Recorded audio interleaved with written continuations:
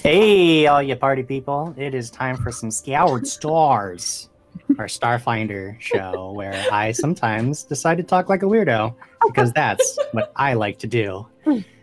The giggles you hear behind me are the lovely people who have joined the Starfinder Society, who are about to embark on another thrilling adventure tonight. Hi, everybody. How y'all doing tonight? We're feeling like party people. Yeah, we're all party people, right? Yeah, we're all party people. Yeah, so yeah, I'm with you on this. Yeah, Wednesday.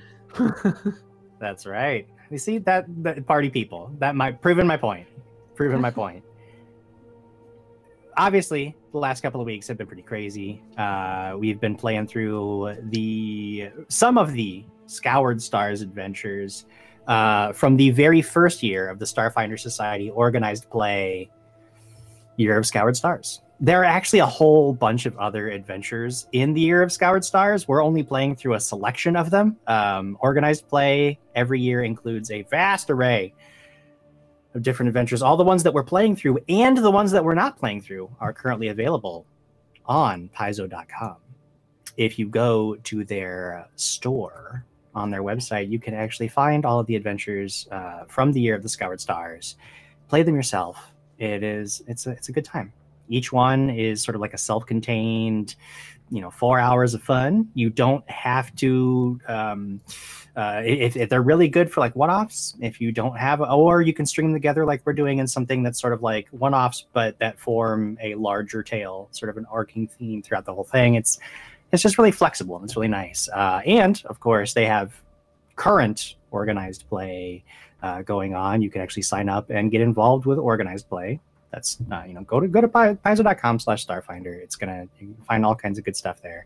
If you're not very familiar with Starfinder, you could always start out with the Starfinder Beginner Box, which is an excellent resource for anybody looking to either try the system for the first time or show other people the system. Maybe you're experienced with Starfinder, but you want to introduce some other players to it. You're gonna want to pick up that Beginner Box. There is so many resources for new players. It is an excellent way to learn the game. I recommend it. Go ahead and get it. That's all I have to say about that. Bring my players back. You took my players away, and I'm sad. Bring them back. Bring me my players back. Oh, Jim, you love us. I don't like being alone on screen. I don't like being alone on the screen. It makes me nervous. Like, I'm alone on the screen. But you're so good at talking. Yeah. No. Did you hear the way I said Scoured Stars earlier? Like none of us don't talk weird. This is why we like you talking. Yeah. We want to see what else comes out of you. One thing that I wanted to talk about before we dive into our adventure for tonight is I have noticed over the last couple of adventures that your characters are not super concerned with the lives of other beings sometimes. Like there were in the very first and it's okay, in your very first adventure there were the mercenaries that attacked you. You guys overwhelmed them, they surrendered, and you just like slaughtered them. You were just like, we don't kill them. And then last week Haven had a Hell Knight who had surrendered, and they were just like, nah, and blasted him in the face, and everybody's just kind of, they're cool with that, and that's fine. I mean, that's a way to play. I'm not. This is not me coming at your group. That's the crew that you guys are running. My question is, how do you think that your characters view that kind of thing? Do you guys like?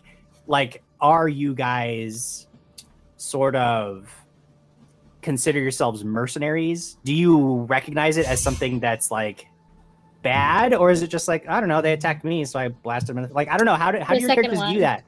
You I know? mean, we are literally paid fighting people, so we fight people. We were told to do Sure. that, and we really do try to ask every time, like, hey, are we allowed to use lethal force? And usually everyone's like, Mhm. it's fine. So we checked. It's fine. Also, they might drop loot, so I That mean, is it is true that I intended to take that Hell Knight for further interrogation, but Haven decided that was not in our best interest. Things happen. And also, just as a technical note, I think we're going to have to restart the stream real quick. We're Yep. getting some weird noises, and we're just going to let you know. Yeah, Uh-oh. we're gonna go Weird away noises. for like a hot second, and we will be right back. Hey, everybody. It's us again. hey, We are back with Scoured Stars. Let's just count this as the first time I'm coming to you tonight, and we will just forget all about the technical difficulties we were having, hoping that by restarting everything, unplugging everything, plugging it all back in, that we have thoroughly eliminated all of the horrible gremlins invading our tech. I guess blah blah blah. We're kind of just waiting to see how things sound on your guys' end. Anybody out there on the stream, if you're hearing weird clicks and pops still, let us know. If you're not hearing those things, then we'll just play some. also maybe that's Scoured just what Stars space in sounds like. Starfinder. Pops- True. Maybe those were clicks that I was making. yeah, With Chad, my- how would you know? You know, I It was I just how would Haven you- in how would his you native know? language. That I was over here speaking whale, yeah. Mhm. Their native language. We're and good. We can Yeah, move forward good. with the adventure. we Stop. can Back move to the forward atmosphere. with the adventure in the before times when we were like, oh, we're gonna do some chat beforehand. We were gonna talk about how the crew is a bunch of bloodthirsty mercenaries who Highly just effective. love Highly killing, highly effective bloodthirsty Mhm. mercenaries. You know what? But now it's 6:30 and we're late. We're Time to late do for our more adventure, fighting. so we're Yeah. just gonna jump into it. We're gonna get this show on the road, and we are gonna start playing some Starfinder. So let's do it. Good morning, Galaxy. It's Segway Mesedra with your Absalom news update. Authorities are still on the lookout for the fugitive Vesk Kelria after the high-profile arson on the library planet Atheum, involving a rogue band of Hell Knights calling themselves the Order of the Pyre. Hell Knight officials have denounced the book burning and claimed the Order of the Pyre does not even officially exist in their ranks. The attack was stopped by several Starfinders also doing research on the planet related to the Society's Scoured Stars initiative, announced by First Seeker Luazi Elsebo just weeks ago. In other news, rumors of piracy spreading toward the vast have reached my desk as supply ships for remote research stations located on the uncharted planets therein have gone missing. The free captains of the diaspora have disavowed all such rumored activity and say it is far more likely that supply ships are simply getting lost. Things came to a head when an emergency transmission reached Absalom Station containing a blurry image that some claim are of an unknown, unclassified starship, though experts have not ruled out other forms of space debris. Whatever it is, if you're plotting any course near the vast, be careful out there. This has been your Absalom News Update with all the news you need to know. The ANT Holocast playing over the bar ends as you all finish the last of your lunch. Since returning from Atheum, things have been relatively quiet, with the society primarily focused on digesting and extrapolating from the data you recovered from the library planet. This changes with a blip on your personal devices as a message comes in. Starfinders, it is I, Guidance. I bring to you urgent tidings from yon lost fire complex. The esteemed First Seeker invites you into her presence that she may bestow upon thee a most important task. Make haste, Starfinders, for the fate of the society rests in thy noble hands. And then Maple, a few seconds later, you get a personal notification that says, how was that? Too grandiose? I found this syntax archaic, but I'm open to your thoughts here. Guidance asks. Oh my god, Guidance, you're just like trying really hard right now, and it's starting to make me feel sad that I said anything to begin with. But like, you do you. It's okay. It's fine. Wasn't I mean, that that a was not fine, but dramatic? I'm sure Captain liked it. I found it exciting, thrilling even. It did seem like they were reporting something important. That's understandable. Well, I'd prefer if it just changed every time, and we've got like 6 more of these to go, so we could do it. But if it's different every time, how will we know that it is guidance calling us? It says guidance at the beginning. Didn't you hear? It's like, hey, I'm guidance. I believe we have an They appointment. announced Does it say where the first seeker is located? in her offices. Oh. Much appreciated guidance. Activate navigation Acknowledged. protocol. No problem, Haven. Anytime. Ooh, You like my voice, don't you? acknowledged. Creepy when he says it. Guidance seeks approval from Maple only, and for good reason. Maple's approval is what we all crave deep down inside. It's true. So, answering the summons from guidance to the First Seeker's offices, you find the First Seeker in her office, standing over a holographic star map. She is puzzling over several trajectory markers extending away from a great golden field that envelops a sector of space you now know to be the Scoured Stars themselves, planets locked away behind a mysterious energy field, a system-wide prison for your predecessors who may or may not still be alive somewhere inside. Thank you for coming so quickly, Starfinders. I've been working with Royo night and day on the information you recovered from Atheum, and I think we finally have something we can work with. It appears that ages ago, there were several groups that departed the Scoured Star systems along scattered trajectories you can see here, followed, not long after, by relics of some kind. Jadnera, my predecessor, may have had more extensive knowledge about these relics and might even have come across one himself, leading him eventually to venture into the Scoured Stars. Some of this is speculation, but what we do have is a lead on one of the other relics that left the Scoured Stars. We'd like you to take a ship toward this sector here. She follows one of the trajectory lines from the golden energy field to a distant grouping of planets near the vast. There is a planet the Pact has labeled Icefront that we'd like you to investigate. There isn't much data on it, but we do know it's capable of supporting life, and if one of the Scoured Stars relics ended up here, we want to know about it.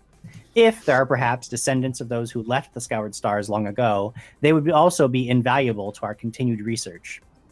These are thin leads, I know, but I wouldn't be sending you out there if I didn't think there was some potential value in it. I also wouldn't be giving you your own ship. I do hope you brushed up on your starship operations training. Unless you have any other questions, your ship awaits you at Docking Bay 131A. It is a Pegasus-class exploration and science vessel and is keyed to your command when you are ready.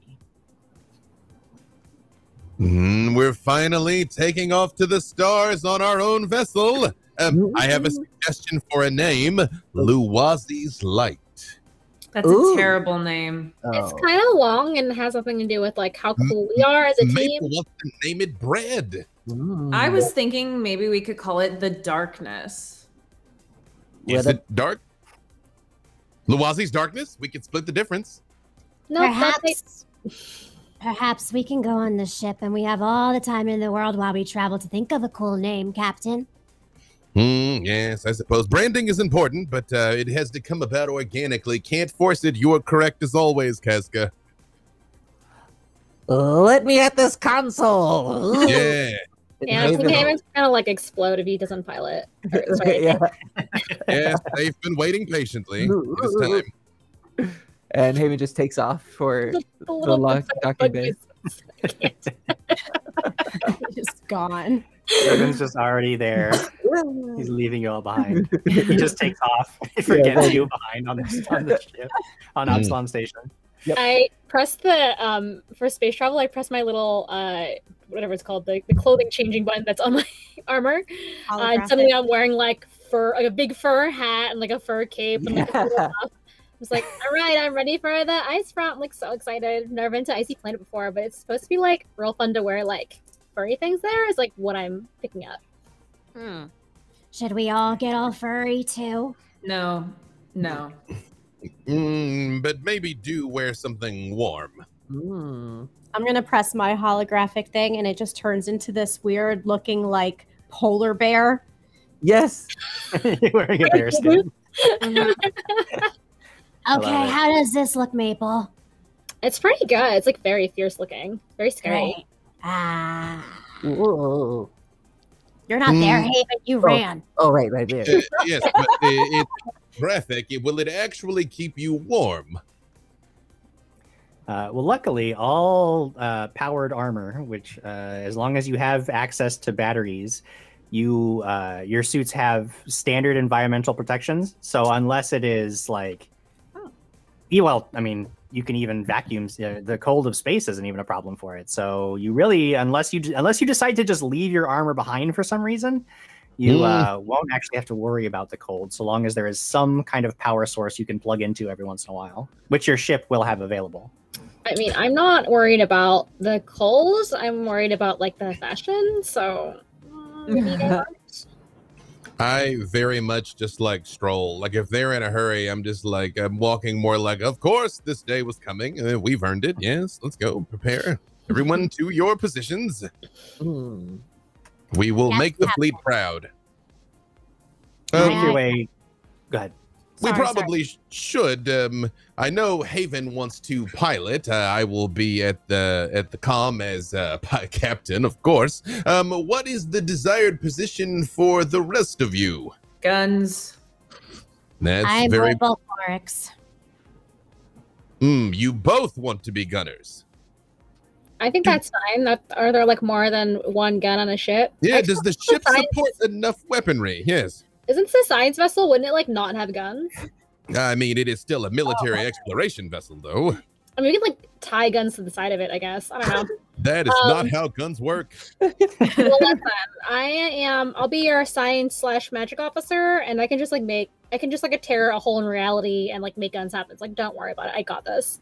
Excellent. So really, the only thing we're lacking is some sort of engineering support, eh? Hey, we got magic. It's fine. Yes, well, in a pinch, I suppose I can grab a spanner. Yes, to the vessel. Yeah. Famous last words. It'll be fine. Yes, don't worry about it. If something breaks, we'll sort it out. Why worry? Right? Yeah, Haven will just have to pilot effectively to make sure we never take damage ever. Yeah, all on Haven for sure. Yep. Although once what is the combat capability of this vessel? That's a good question. Yeah, absolutely. You make your way to the docking bay. You start going over the ship's systems. You see that while it does have an enhanced sensors package. It does has look like pretty solid bread. engines. It's built for speed. And it does have weapons. It's not as heavily armed as some of the more combat-oriented models, but it does have some weapon systems. You're not going out into space completely defenseless. You're just not as heavily armed as some of the specifically combat chassis. Yes, it is a starter vessel. I guess they knew that a crew of our capability would be able to make use of any old thing they gave us. It's great. It looks kind of like a breadstick though, so I do rescind my previous question and go for like breadstick. I think is what they're called. Absolutely not. Okay, that's fine. Shall we go? We will check the thesaurus for other words that might imply bread in perhaps foreign tongues. Ooh, since Haven has taken over like the whole front console, since you mentioned starter, perhaps sourdough of some sort. Haven, you are reducing my confidence in you by the moment, friend. Sourdough. Oh my god, I love that. The sourdough. You know, I do come from a long line of merchants. I can tolerate the sourdough. That's our show, everybody. Good night. Just know that you That's sat enough 30 for minutes me. in silence for us to get there. So you really brought this upon yourself, person on the other side of the fourth wall. Hi, Deb. Yeah. In the ship detonates, concluding our adventure. We're gonna have to reroll characters. We're done with this group. Yep. Not gonna lie. I've been adamant this whole time, but I don't hate the sourdough. Anyway. I love that. It's official. I don't know if we could get. Now that it's out there, I don't think we can get away from the sourdough. It has to be It's that. always gonna be called the sourdough. Oh my I really need you to understand. I hated so much naming the ship bread, and yet, there we are. Teamwork. Yes, high fours, everyone. High fours. Just think about how awesome you're going to sound when you say, everyone to the dough. Yeah. You have sold me, Voltarex. I'm convinced. Although, if please let me know if it's not clear even to you, where roughly on this vessel is the bridge? Are we right there at the nose of the ship? Are we kind of on the top? You know, the Enterprise. Yeah, you guys are roughly at the nose of the. You're roughly at the nose of the ship. On the crust. That's where the bridge would be. Yeah. Excellent. Maintenance and cargo towards the rear. Did you say the crust? Yeah. Is there? Yeah. Is there any other crew besides us? Are there any androids on board, or is it just what we five can do? It's just what you five can do. The crew can support up to a total of 20 personnel, but but 5 crew members. 4 is the minimum crew. Yes. I want to point out that someone, I'm sorry, but I gotta break this fourth wall. Someone in chat said, "You mean the breadage, like bridge, but spelled bread?" And so I spit all my tea everywhere. That's odd. Yep. No, are there enough weapons to support 2 gunners? Oh yeah. So if you were to come up against any enemy vessels, each gunner can fire one of the weapons available, and there are plenty of weapons. I'll get the full load out to you guys in a second here. Excellent. Is the captain's chair comfortable? You know, the thing is, it's very clear that this has been a ship in service for a long time, and it's got some dings and scratches, and it has a very secondhand feel to it. It's been around for a while. It's well maintained. Looking over, doing all your pre-flight checks, you can tell it is well maintained. It is there are no problems that you're going to have to look out for mechanically. The systems on board are recent enough that you aren't worried about taking it out, but you know it's certainly, you know, the captain's chairs, it probably squeaks a little bit. It doesn't swivel quite as smoothly as you would like. There's like a little patch of duct tape on the side where some of the stuffing was starting to come out.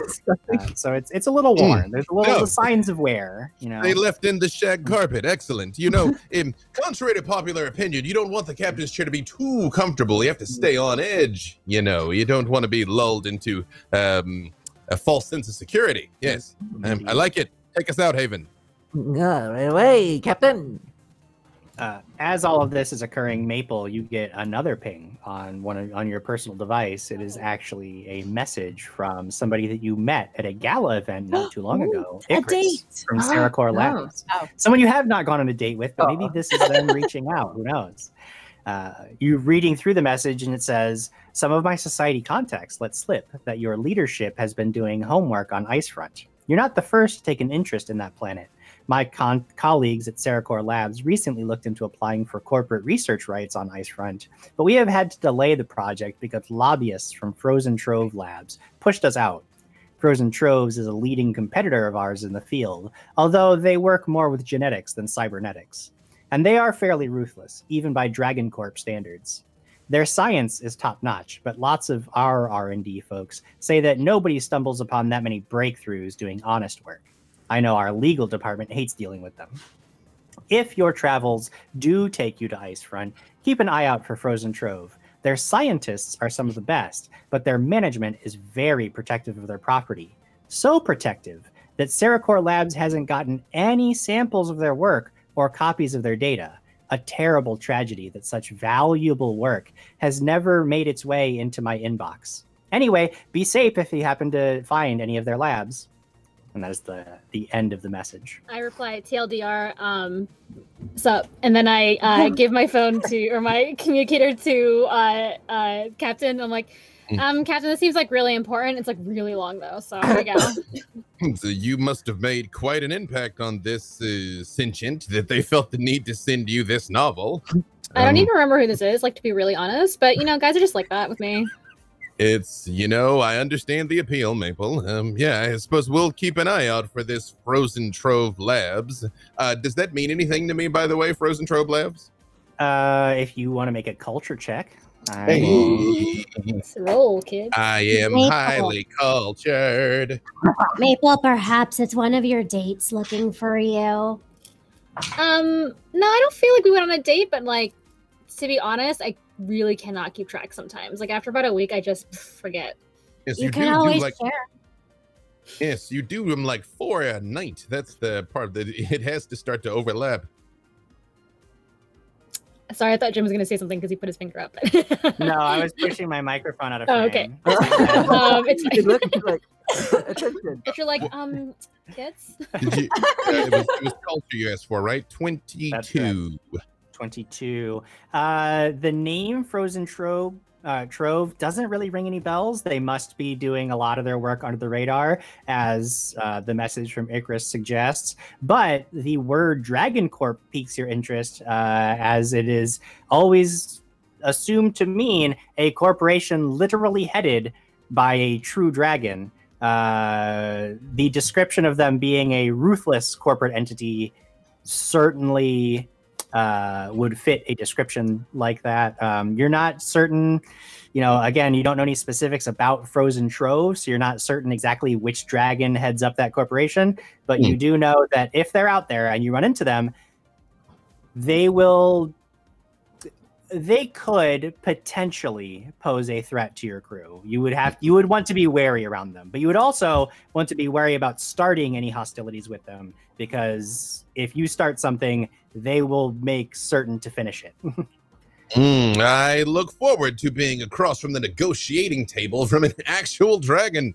So I guess what that long text meant was just that, like, there's a bunch of corporations who want something in this frozen area where we think that the past Starfinders went missing. Seems valuable. Yes, otherwise they wouldn't be sending us. It makes sense. I would allow a sense motive check from anybody who reading the message as well. Did I read it though? Yeah, well, that's up to you to decide whether you think it's appropriate to take a sense motive on it. Hey, I'll do a little skinny. That's not very Sense good. motive is 26. Whoa. 26. 15. I understand sentience in their motivations. You can tell that this particular message, the real purpose of this is for Icarus to surreptitiously ask you to steal something, either samples or data from the lab, but without directly asking for that, so that if that were to happen, he would not, there's no paper trail that indicates that he asked you to do it. This is him low-key asking you to take something from the labs, which would be relatively dangerous if you got caught doing it, because Dragon Corps don't like to be stolen from either. Maple, I don't know Icarus as well as you do, but if I'm reading between the pixels here, I think he's asking you to commit a number of crimes on his behalf, and is quite rude to not mention the remuneration for such risk. Yeah, like not even a date or like jewelry or anything. It sucks. Okay, well, I guess we can just throw this in the garbage. You can delete it. It's fine. Probably won't ever need this information. Yes, I'm sure it won't come up ever again. No, definitely not. Yeah, leave him on red, as they say. Quick question, Jim Jam. Since this is a science vessel, I assume there's some sort of scanners or anything? Oh yeah, you have a pretty extensive long-range sensor package. Is that something that, since Haven is piloting, could also be in charge of scanning at the same console? So the thing about a lot of your crew positions is that even, like, for example, in a Starship Combat, round by round, you guys can actually like get up and let's say the captain had to run to engineering, his action for that round can be engineering based rather than captain based. So when you have positions that need to be filled, you can indeed take on whatever the ship needs in that moment. You aren't locked into the pilot's chair. Okay. If you have it handy, what are the positions on board one of our vessels? There's room for obviously gunners, as we've talked about, because of the weapon systems. Science officer is somebody who would be running a lot of the scanners and making scans. Then there is engineering, which obviously they're going to boost systems and or repair things. There's the magic officer, who uses their mysticism to sometimes literally warp reality around the ship to give it various enhancements. There's the chief's mate, which is basically an XO type position where you're working to basically. It's all about giving the ship various buffs and giving enemy ships various debuffs in terms of what all the other, except for the gunners. The gunners have a very straightforward purpose, which is shoot Pew, pew, shoot pew, the pew. bad guys and make them blow up. And then the pilot, even though you have a very straightforward purpose, which is maneuver the ship, but you also have the most complex list of things you can do because there's like 12 different maneuvers that you can make, and it's like they all do different things and allow you to move the ship in different ways, based, of course, modified by the speed and maneuverability of the ship that you're piloting. So that's a very complex position. So the XO, that is basically the first officer, right? That's kind of like the second in command. Yeah. Once everybody is kind of like filing onto the ship, I kind of like quietly pull Kazka aside. Kazka? Yes, Captain. This is not an overly complex vessel, but we are essentially the minimum crew capacity. I'm going to need an XO, a second in command, someone I can rely on to help keep everything running smoothly. I was wondering if you'd be interested. It would be my honor, Captain, to serve you. To serve all of us, and I believe in you, Kazka. You never let me down. And I extend 2 hands to shake. Aww. Oh, there's like a small little like twinkle in her eye, like, ooh, I'm important for some reason. Yes. All right. Well, on with the mission then, eh? On with the mission, Captain. Thank you.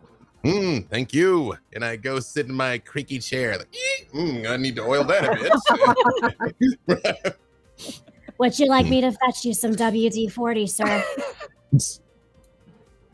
No, I think it adds character. But thank you very much, Kazka. Thank you very much. Of course. Haven, how's she handling? The Scourdo is handling like a starter. I will say, as a point of order, as soon as we get within range, Haven is going to activate sensors on the ice planet, particularly looking for any signs of these labs that were mentioned, if they were on the planet at all, that could be detected. Certainly. So the first thing is you have to actually plot a course through the drift, which is not something that you don't have to worry about any kind of check for it. You have the coordinates you need for ice front. But it actually takes a number of days. So you guys will actually be spending some days on this ship getting to know the Scourdo and learn its systems. Travel through the drift is always a little bit random, as it is literally like traveling through the drift. The drift is a plane unto itself, and when you travel through it, there is a sort of wild element of chaos. Sometimes as you're traveling through the drift, you'll see like other pieces of other planes that have been sucked into the drift. Every time that anybody in the entire universe enters the drift, it actually rips away pieces of the material plane and adds it to the drift. There are said to be even creatures that live within the drift. It's a weird sort of like pocket dimension that you travel through, which makes it easy to get across vast astronomical distances. The weird thing about Absalom Station specifically is that it is always, to travel to Absalom Station from anywhere in the Pact is like 1d6 days, no matter what. Even if it could take weeks or even months to travel through the drift from Absalom Station to any part. So traveling to Absalom Station, everything is the same distance away from Absalom Station if you're going towards Absalom Station. Who needs physics? You can always get to Absalom Station much quicker than you get away from it. But either way, it's going to take you guys a good, let's see, I had to roll. It's 5d6 days to get from Absalom Station to this distant planet. And every time you travel through the drift, it would take a different number of days to get there. It's never a constant distance. But in this case, it takes you a good week and a half to get before you exit the drift, and poof, there you are in this distant star system. But with the planet, you see a pale blue and white dot. You know that's your sensors indicate that's ice front. The superior sensor package is already in range for initial scans of the planet if you wish to do any. Activating scan. You can make a computers check. Or computers or physical science. Okay. 17 for computers. 17 for computers. So you are getting back some readings that indicate there are very intense weather patterns across the surface of the planet, and plenty of biological signatures. As you remember, you were told it supports life, and there's definitely a lot of flora and fauna alive and well. There are very few energy signatures indicating any kind of technological society, though. So you don't get any big pings on anything that would indicate like a technologically advanced civilization with that initial scan as you're moving through. So there was no sign of any structures or anything? Not that you get on that first scan. You can try scanning again if you wanted to, or somebody else could make a different check. Because then you still have physical science. You could also use that skill if somebody has that. Actually, and now that you've gotten, now that you know there are lots of biological signatures, I would allow a life science check as well. I don't have anything. I'll do life science because I can use culture in place of life science. Yeah. Sure. Somebody else was saying something there. Sorry. Just nice. Sorry. 22. 22. Looking over a lot of the initial data that comes back from the sensors, you look over, you do another scan, specifically homing in on those biological signatures, and you reveal a dominant species of roughly humanoid creatures with grayish green skin and 6 limbs. They walk on 4. It looks like they would walk on 4 of them, but their mid limbs can serve as both hands or feet, depending on their posture at the time. Haven, look at this bizarre construction. They can walk or use their middle limbs. That's chaos. It seems the combinations are endless. You read a rough estimate of maybe 40 million such creatures spread across ice front surface. And as you're finishing up these scans and honing in on these different signatures and trying to get more readings, you actually get a hail from the surface. Oh, we've got a hail incoming, Captain. On screen or wherever. We have one of those. Yeah, there is a holograph projector that fires up when you accept the hail, and you see a woman with obvious heavy cybernetic augmentations and large black eyes of a Rathani once you accept the transmission. Raise communication barrier. I'm Dr. Monsilkis of the Winter Harvest Research Station. We don't get a whole lot of visitors out here. May I ask your intentions and whether you intend to touch down on this little slice of ice? Slice of ice. Yes, we do intend to touch down.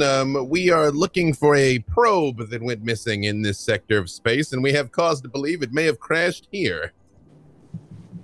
Well, I can tell you that our readings haven't indicated anything like that in the several months that we've been here, but you're certainly welcome to come down. If I'm sure if you haven't found anything, we'll be in for a short visit here. Might I ask, what organization are you here representing? So many vested interests in this part of space.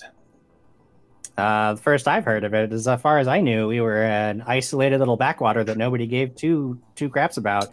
This is the Winter Harvest Research Station. We agricultural research and harsh climates.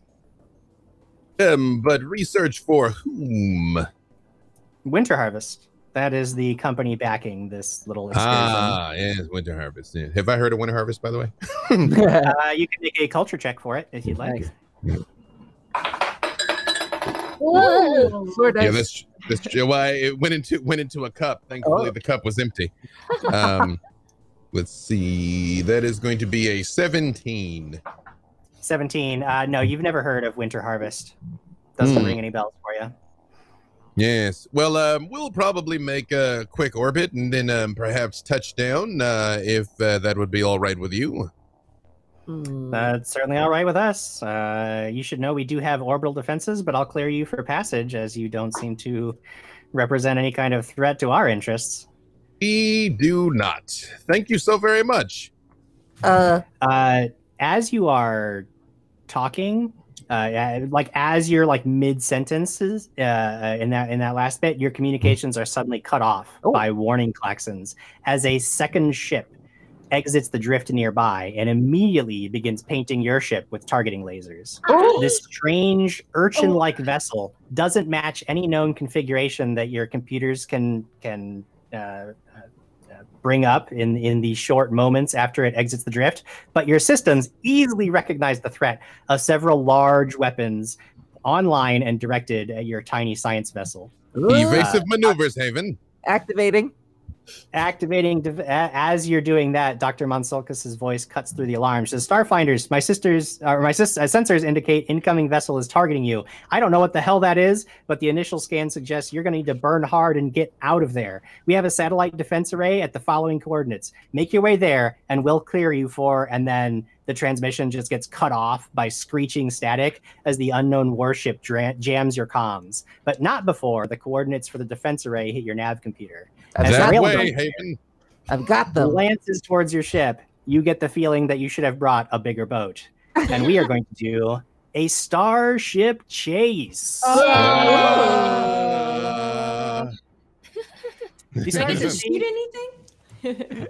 Well, that's the beauty of the starship chases. You will get to shoot things. It's just, you can tell initial scans. Even though this ship is of an unknown classification, you can already tell you are vastly outmatched. Your little science vessel is not going to be able to go toe to toe with this thing. However, you still might be able to get away from it because your engines are quite superior, and you might be able to boost your way out of here if you can get out of its range. Is it possible? Starship chases. Go ahead. Sorry, I was just going to say, is it possible to target their engines?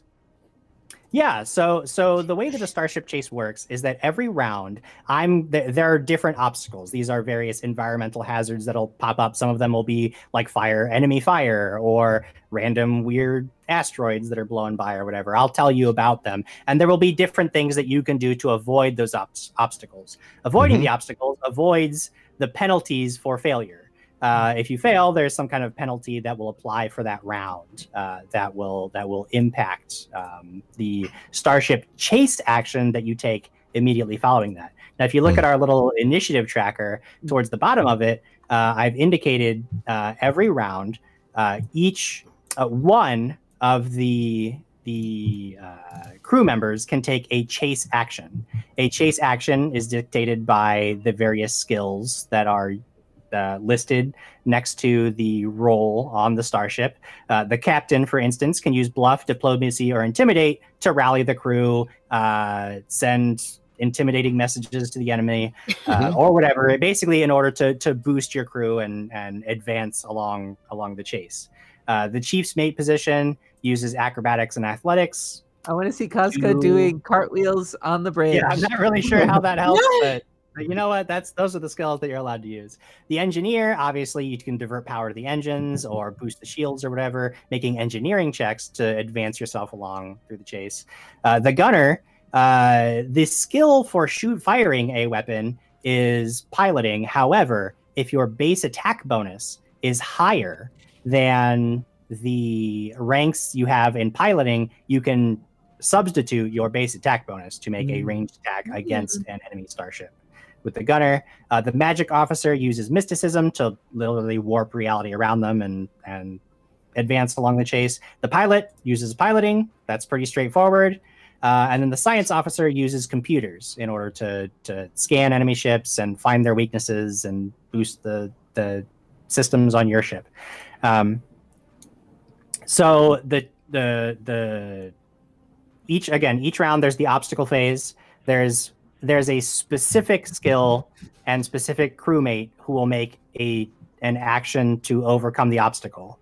Then you move into the Starship Chase actions phase, where a different crew member can make a check to advance along the path. The only caveat there is that no two crew members can, or no crew member can act twice in a row. So basically, even though only one person makes a chase action, it kind of forces you to rotate through the various crew positions and skills to advance along the chase. Once the goal is set at a number of rounds, so each round success advances you along the path. Once you reach your goal, which in this case is the orbital defense array, then you are safe theoretically. You've reached your goal and you move on. All those rules are listed in the Starship Operations Manual, which is something basically the Starship Chase rules they added to the Starship Operations Manual, which is a cool book for those of you who are super interested in the Starship rules and all the various aspects of Starfinder involved there. But either way, we are going to run through our own Starship Chase, and in round one, the warship fires a torpedo that fragments just before striking your ship, releasing a cloud of drones that attach to the hull and begin cutting through with plasma torches. No! The engineer can enact countermeasures to burn little drones off your hull before they do any damage using the engineering skill. Now, while the engineer is the position here, anybody can take up the position of the engineer. Just keep in mind that if you take up that position, you then won't be the one who makes the Starship Chase action because you're focused on burning away the little drones. If you fail or you ignore the drones, then they start cutting into your systems, and there will be a penalty that gets applied to the future that I'll describe when that occurs. But either way, does somebody, as these drones are burning through portions of the hull, trying to eat into your systems, is anybody going to rush to engineering and try to burn them off the hull? Well, I think I had the highest engineering. I stand up. I'm like, Evan, get us out of here. Casca, you have the bridge. And then All Yep. Sure. So you rush to engineering. There are various countermeasures specifically designed to make sure that unwelcome attachments to the hull don't become too much of a problem.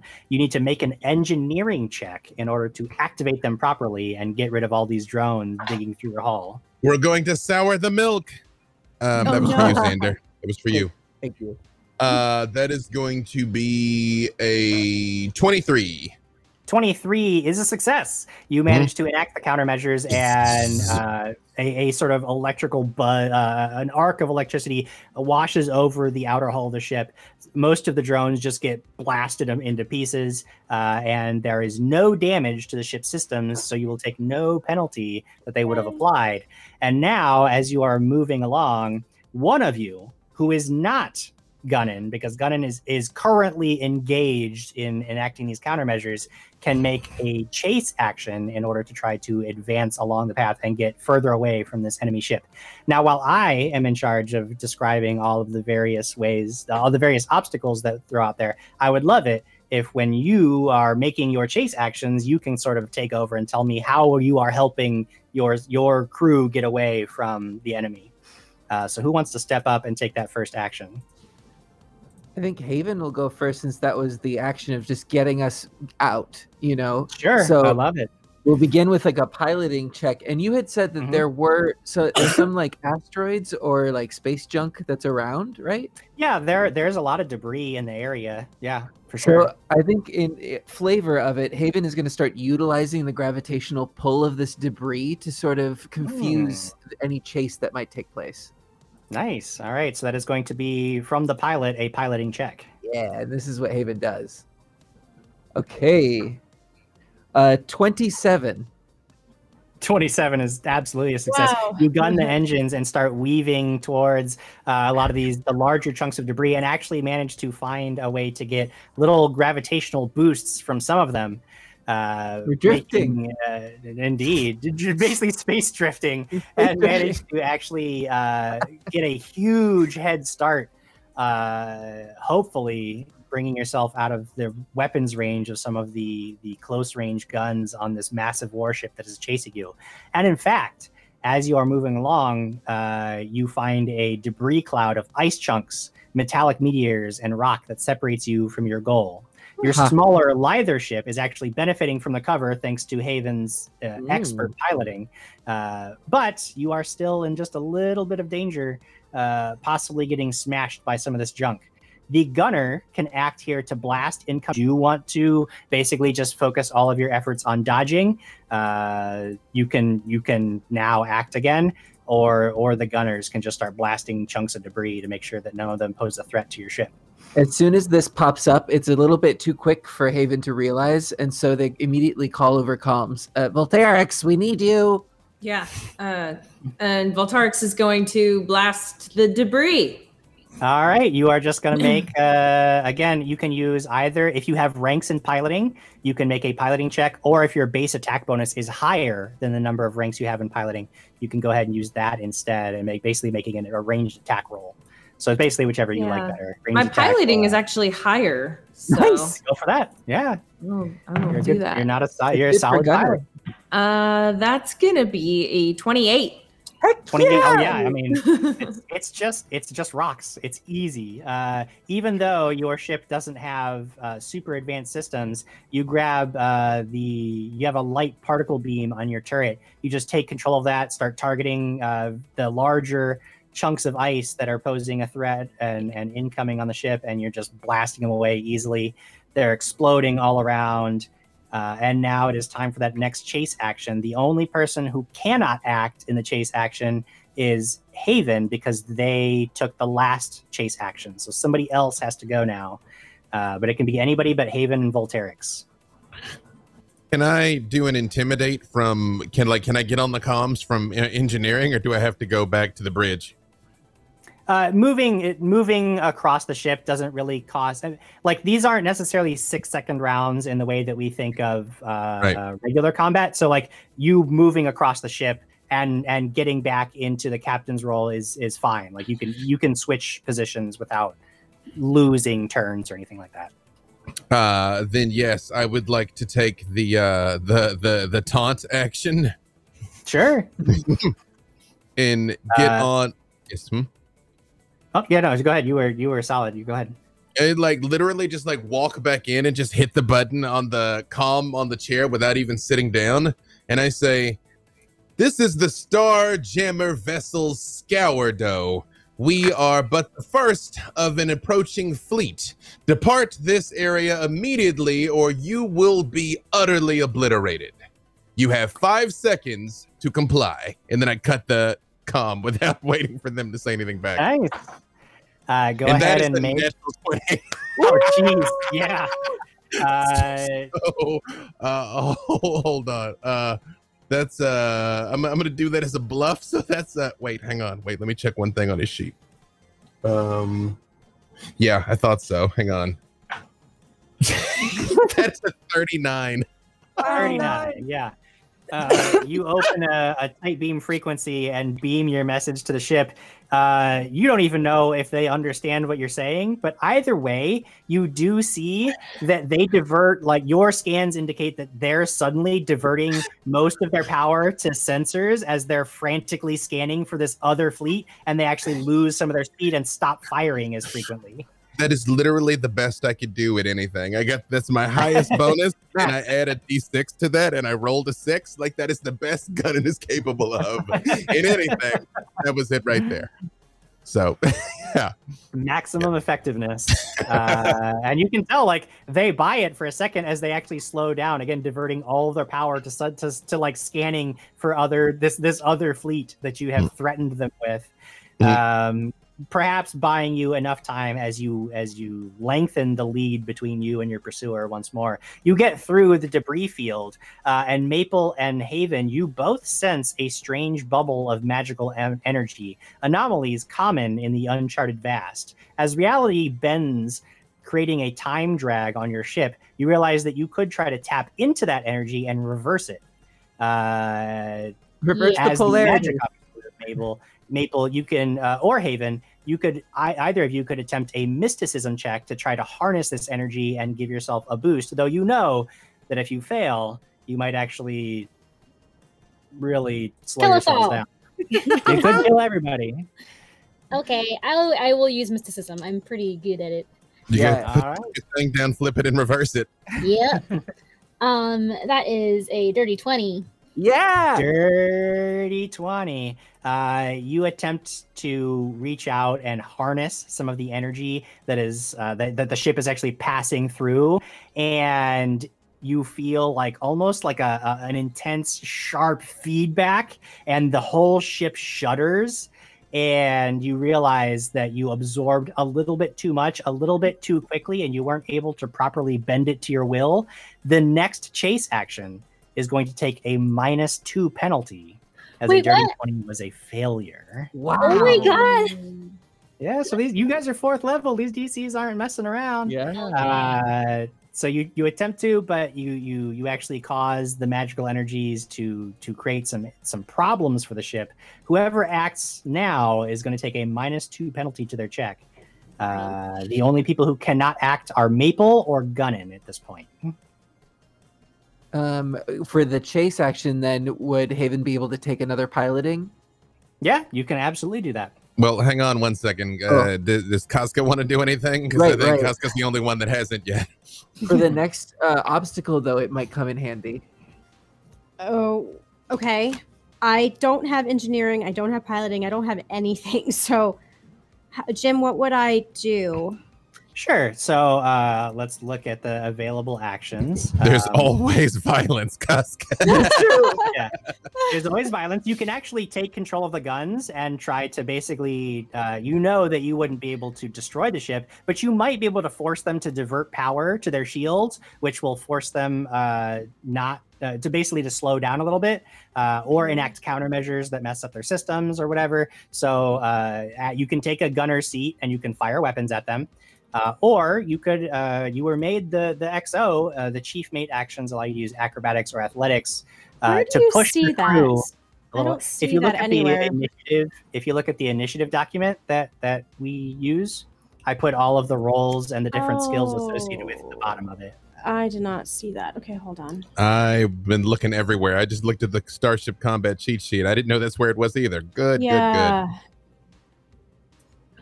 Okay, so under initiative, where were we? I'm sorry, not to slow us down. Towards the bottom of the sheet, there is a little chart that says role and skills, and then it lists the captain, chief's mate, engineer, gunner, magic officer, pilot, and science officer. And then next to that, it shows you which skills those people use to move to help the ship. So is your acrobatics or your athletics higher? I don't see any of that. Okay. My athletics is 8. Athletics is higher. Then I'd say roll athletics to do a thing. Yeah, go for it. Something good's going to come from it. Okay, attempt so to check and make up a reason that what are you doing to help the ship move as you try to create distance from you and your enemy? Jesus. I guess I would sit on the. Can I use athletics to sit on the gunner? I guess and try and shoot. You can actually just take the gunning. You can just take the guns and fire if you want. That's fine. You're just making. I'm a little confused because how would I use athletics to try and divert us? Honestly, here's the thing. You want to know a secret? The chief's mate. Those two skills, they're a little bit weird. I don't know precisely. I don't know. Maybe I don't. They just let you use them. It's a weird one. Haven, and I just kind of steer the wheel over and make it do like a weird barrel roll, over a whole bunch of ass. We live in a world of imagination. I buy it. Yeah. You're basically pushing Haven to get some more speed and more wild maneuvers out of him. I like it. You're fine. Okay, that's 18 on the die plus 8. 26. That is gonna do it. So you basically take up the co-pilot position, and as Haven is boosting the engines, trying to get all the speed he can out of it, you take over control and just start doing loops and barrel rolls, avoiding the worst of the enemy fire and managing to create just a little bit more distance between you and Okay. we are going to have to refer to that as the Casca maneuver going forward. the Scourdo loop. That's how we roll. Oh, the sourdough roll. The Scourdo roll. Yep. All of these crazy maneuvers allow you to avoid the worst of the missiles, warheads, and lasers that are lancing towards the ship. However, one of them only barely misses a nuclear warhead that catches the ship in an electromagnetic pulse that threatens to fry your sensors. The science officer or engineer can attempt to compensate and keep all systems at peak operation. However, if you fail to do so, some of your systems are gonna melt down and cause some trouble for whoever is trying to do the next chase action. We don't have a science officer, so I guess that's on me again. I'm like, run, fix, run, trash. Run, fix.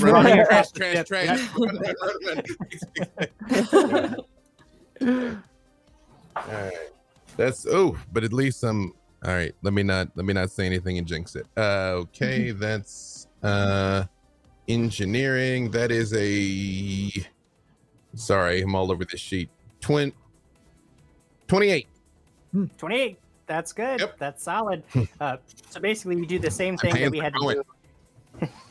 You do the same thing that we had to do at the beginning of the stream, and you just do like a hard reset to bypass all of the systems that are fried because of the electromagnetic pulse. And as everything comes back online, you guys, all the ship like shudders as it basically, instead of being thrust forward, is now just drifting and coasting. And then it's only for a split second, everything kicks back on, and poof, you get blasted ahead. But luckily, that electromagnetic pulse has been bypassed and will not create any problems for the next person who is going to get to take an action in our chase. It can be anybody except Gunnin or Casca, since she went last. Who wants to step up and do something this round? Can I blow up more debris? You can blow up more debris, or you can try to fire again. You can fire directly at the enemy ship, trying to create to try to mess up some of their systems.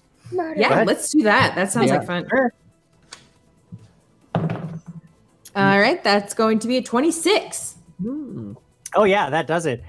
So you take control again of that. I believe you had the coil gun in the light particle beam, and you are just blasting into the forward shields of this incoming starship. And you know that this thing, like those shields, are too strong. The hull's too thick. You're never gonna really do any serious damage to them with a weapon like that. However, you do know that you can force them to deploy countermeasures and divert power away from their engines to the shields to make sure that they don't damage their ship. Which, sure enough, they have to do, allowing you to boost just a little bit further. And now you all have visuals on the satellite defense array ahead. You know that you are getting very, very close. There's only a little bit left to do.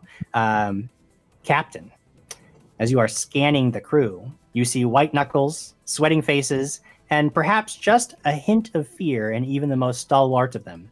You all know that your ship is outmatched, and that last close hit from the nuclear warhead left some of you a little shaken. This is your moment to take the comms and keep the crew focused and confident. You can make a diplomacy or intimidation check to sort of rally their spirits, or just snap them to attention and keep this going smoothly. No, even though I can get a larger bonus if I were to use intimidation. No. These are not just my crew, they're my family. I'm going to encourage. All right.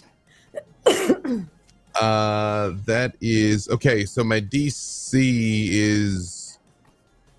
Oh, is it just 15? Is the diplomacy check? No, it's set. Like I have separate DCs set for the obstacles, so you just roll the diplomacy check, and I'll let you know if you pass the DC. I just say, you all are doing wonderfully. We face a foe that we've never even discovered before on a ship we've never flown, and yet we outpace them at every turn.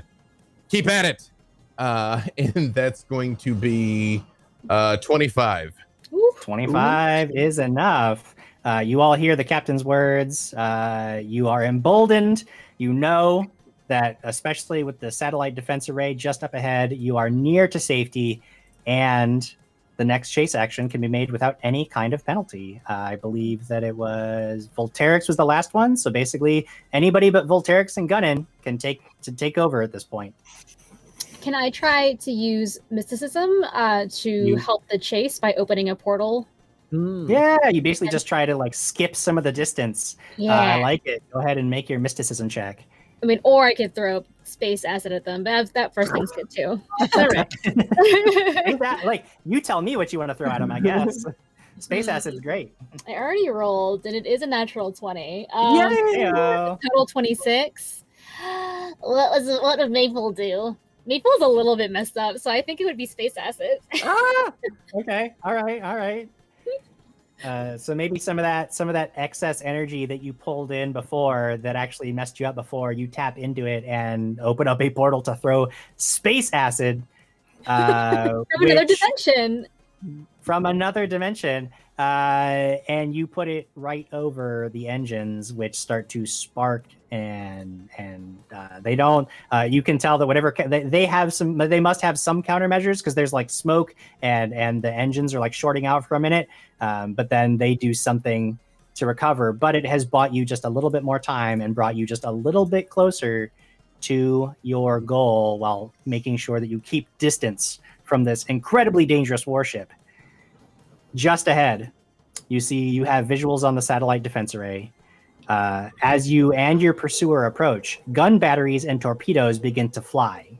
Either the satellite targeting data initially pings you as hostile, or you just get unlucky with some dummy fired missiles, but the first salvo is headed towards you.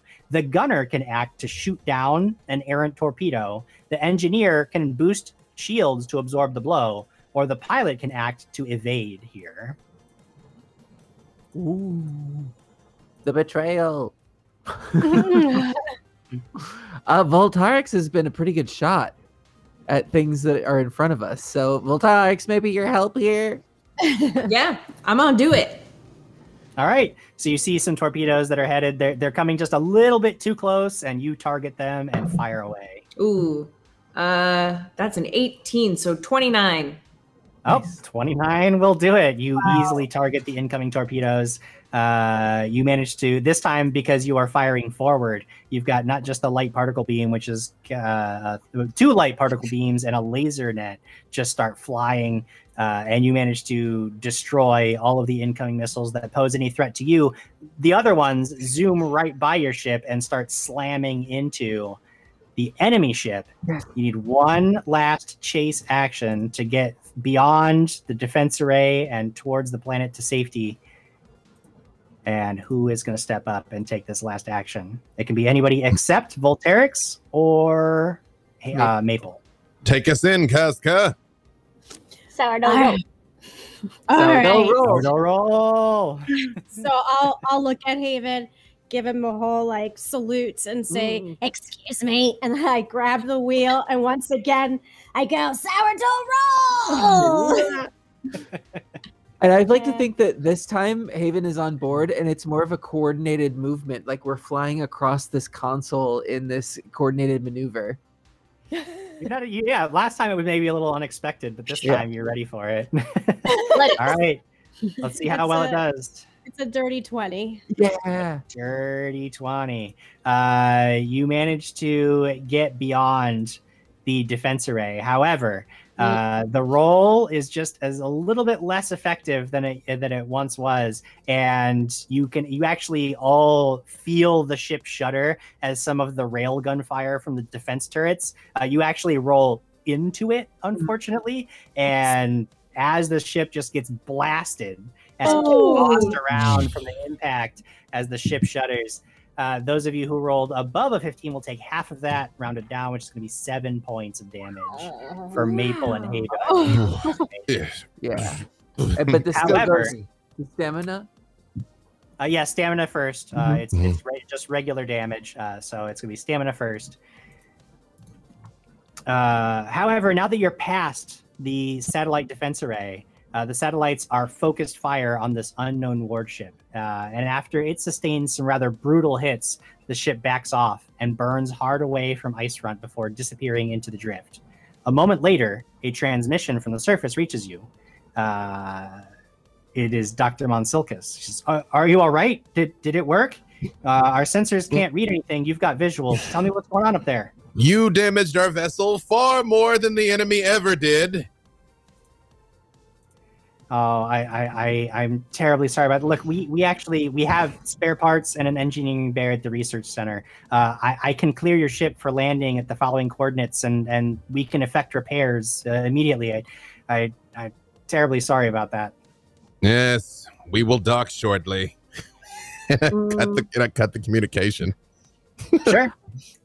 Forgive my ignorance, Captain, but where exactly should I dock? We didn't see any structures or. Well, she gave us the coordinates. Yeah, you get a ping momentarily that has a beacon where you can land. It looks like in the southern hemisphere there actually is there are some structures that you didn't manage to find with your initial scans. We need better scanners. Yes, it's not as advanced a scanning package as we were led to believe. However, do please continue scanning the surface on our way through so that we might get some insight into what we're actually here for, assuming they have not already located it. Aye, Captain, with your help, Kazka. Yes, of course, Haven. Beep, beep, beep. So you take the Scourdo down towards the coordinates that were given to you, and you land really about 20 minutes later, you land at a snow-covered research station that you can see is actually quite an extensive operation. The compound is made up of several easy fab buildings, heavily insulated against the cold, with some electrical towers of some kind glowing and sparking a short distance from the main compound. As you land, you lower the ship's ramp, prepare to head out into the cold. At the bottom of the ship's ramp, you are met by 3 individuals. One is Dr. Mounsilkus. The other 2, you see a dragonkin and a winterborn Reforian who are waiting to meet you. Dr. Mounsilkus steps forward and says, I'm so glad to see that you're safe. I don't know what it was that attacked you, but I am glad that we were here to lend assistance. I'd like you to meet my associates. This is Spinjack, and she points to the Reforian. And this is Farvenzi. She points to the Dragonkin.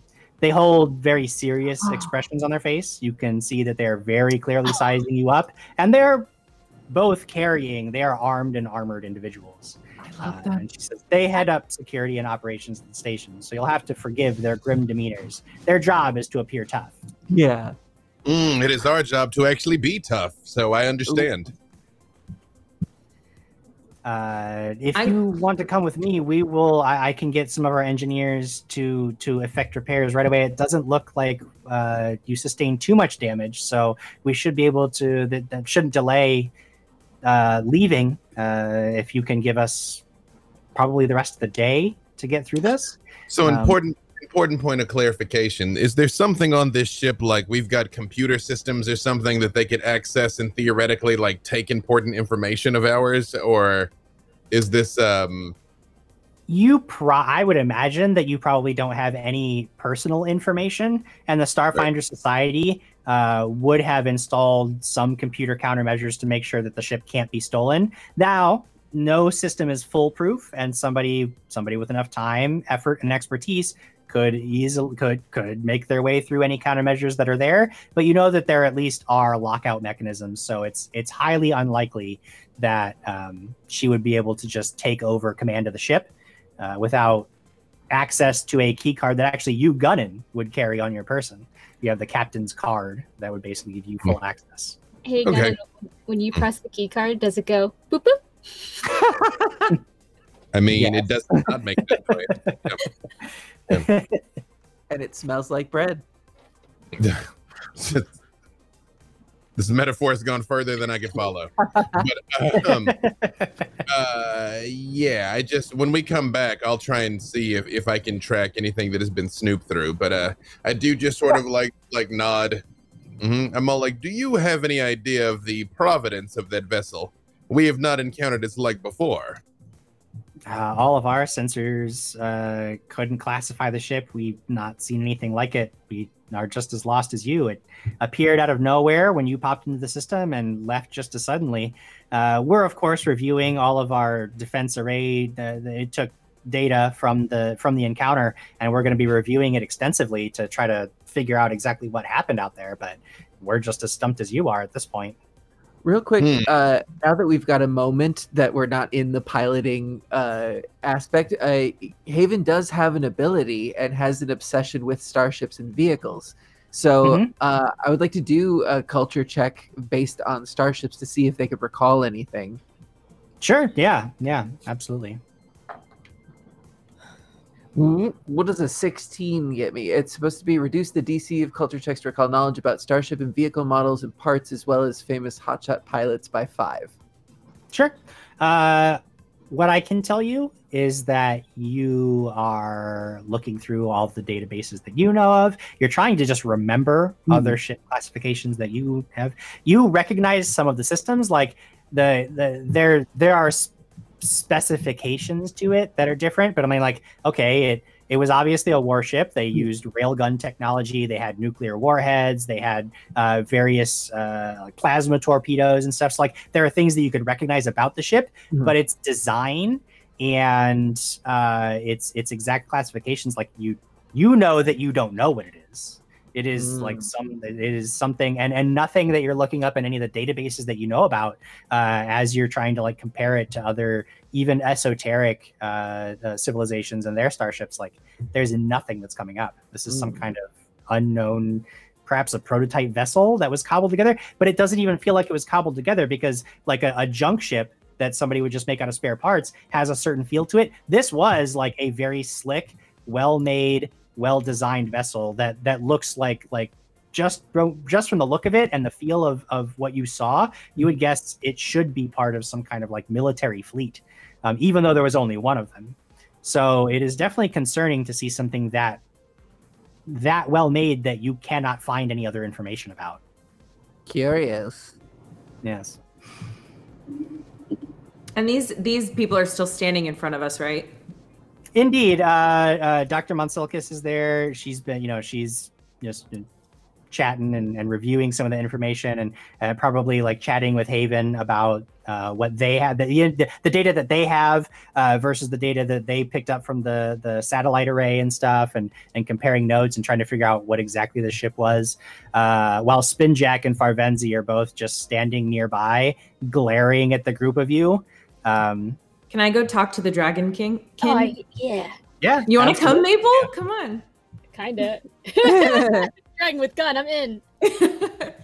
I'm gonna make my way over to him awkwardly and hey.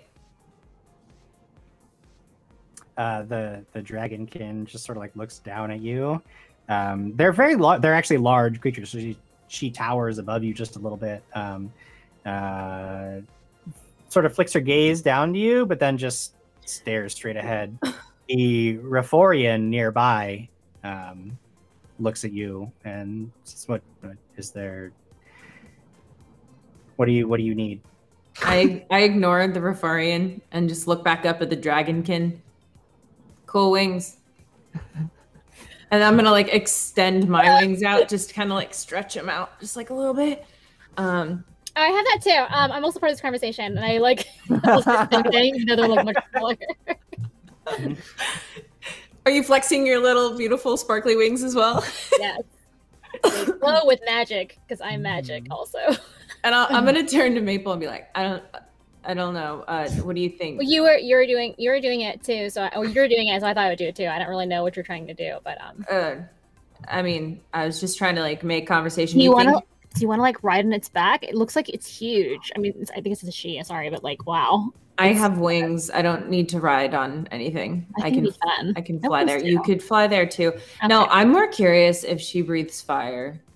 All right, I'm out of this conversation. I'm done. And I go over to Spinjack instead. I'm gonna nudge. I mean, they're both standing like right next to each other. Oh, so, okay. Yeah. I'm gonna. Oh, sorry. Can I nudge the captain and say to him, "I'm going to film this for us. Don't worry." And I turn around and I turn on my comm to start filming. This is not a group endeavor anymore. This is just a Voltarix compilation. Lean over to Casca and I just say, "Always make me proud, Casca." Oh gosh. Part of me hopes that Kazka's one of those recorders where like the thumbs over the lens half the time when we go back to watch through the footage. He's probably No, it's Space just Force a thumb. Navy. Like everything, the lighting is always flawless. You know? Right. Lens flares. Yes, Uh, lens flares. Portrait mode. So Maple kind of blew off my question, so I'm going to turn directly to the Dragonkin again. You breathe fire. No, Why? Why not? because that is not what I breathe. I breathe acid. Oh, that's pretty cool, actually. That's really sweet. Is that like something you learned or like you were born with it or?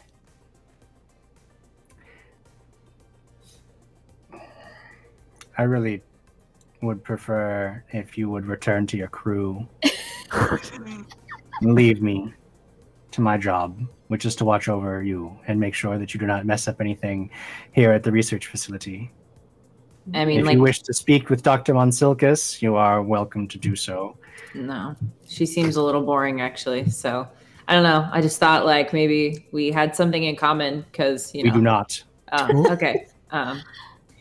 Well, I guess. Great. And I'm just going to turn. I'm not even going to move or leave. I'm just going to kind of like turn to Maple.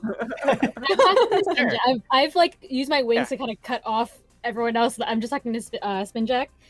So I hear your name is Spinjack. Very cool name. So what's it like on this like fun ice planet? Is there like a lot going on here? It just seems like everyone's talking about it right now. Well, there's a lot of research going on. Mm-hmm. Nothing like super valuable or like super fun Well, magic happening or like missing persons drama. All of our research is technologically based. There's no magic here. So just looking at old ice. Is that what I'm hearing? I believe that most of what they do is agricultural work. I am station security and maintenance. I don't really concern myself with what the scientists do in the lab. Okay, well, what are you doing at like 4:30? I think we've got time. It's pretty early. You got some time? No, I don't. Unfortunately, I don't. You just like work I all think day. the better question is, what are you all doing at 4:30? You know, to be honest, I'm not like 100% sure. I think like there's something fell or we're looking for other pathfinders. There's like a three-pronged thing happening here, and I just kind of like Captain take care of it. I just kind of.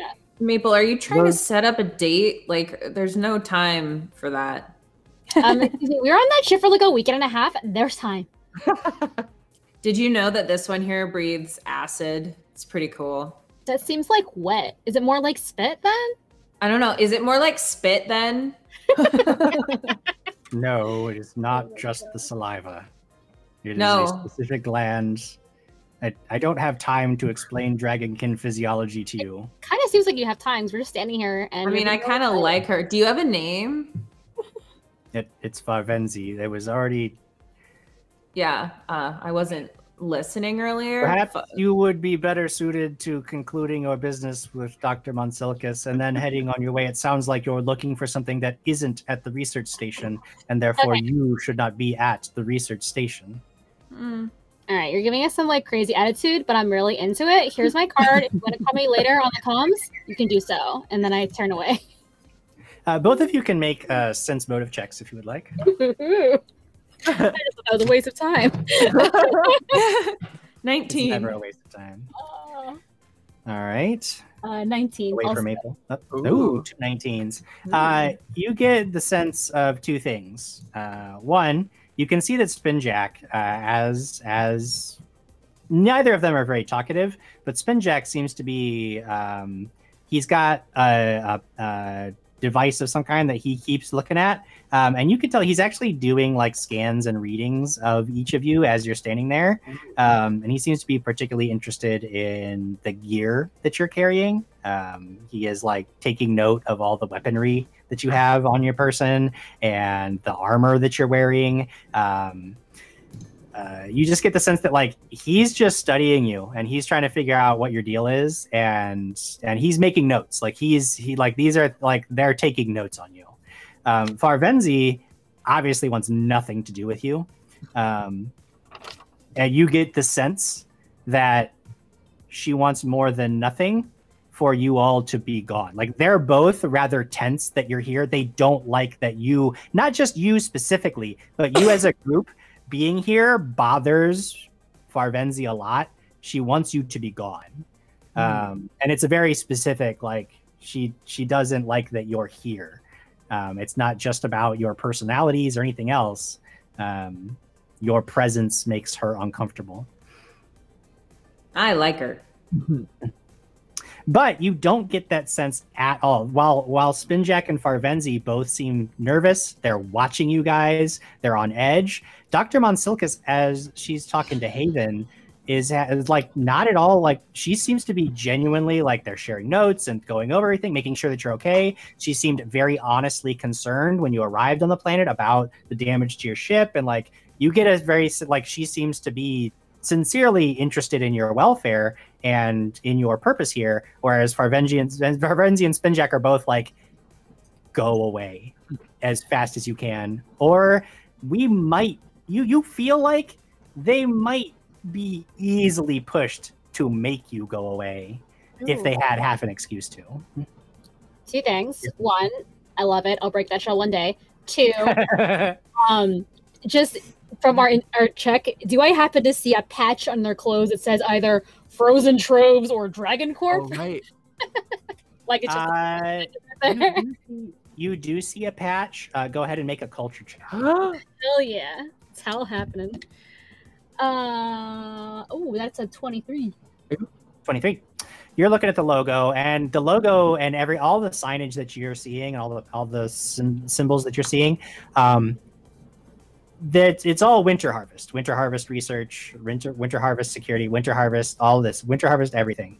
But as you're looking at the logo and you're thinking about Winter Harvest, you realize that that is a company that you never heard of, and you do like a quick search of it, and you realize because it was very, very recently formed in the last few months. Very likely, as you're thinking about what Dr. Monsilka said about being here for a few months, you realize that likely this Winter Harvest company was formed immediately before the research station was formed, but it's an advanced enough operation that like they got their money and capital from somewhere big, because this isn't just like some startup. Like, this is like they got funding from this has to be either a shell or a subsidiary of a much bigger operation, because it's too well put together. The equipment's too good for this to be some startup like what you're seeing on a quick search from the company.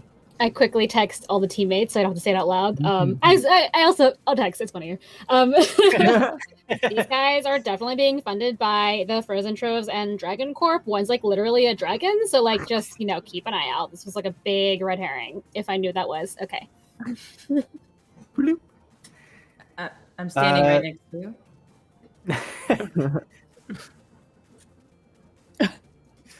So the rest of you, is there anything that Gunnin and Kazka wanted to be doing while Haven is trying to search for the ship?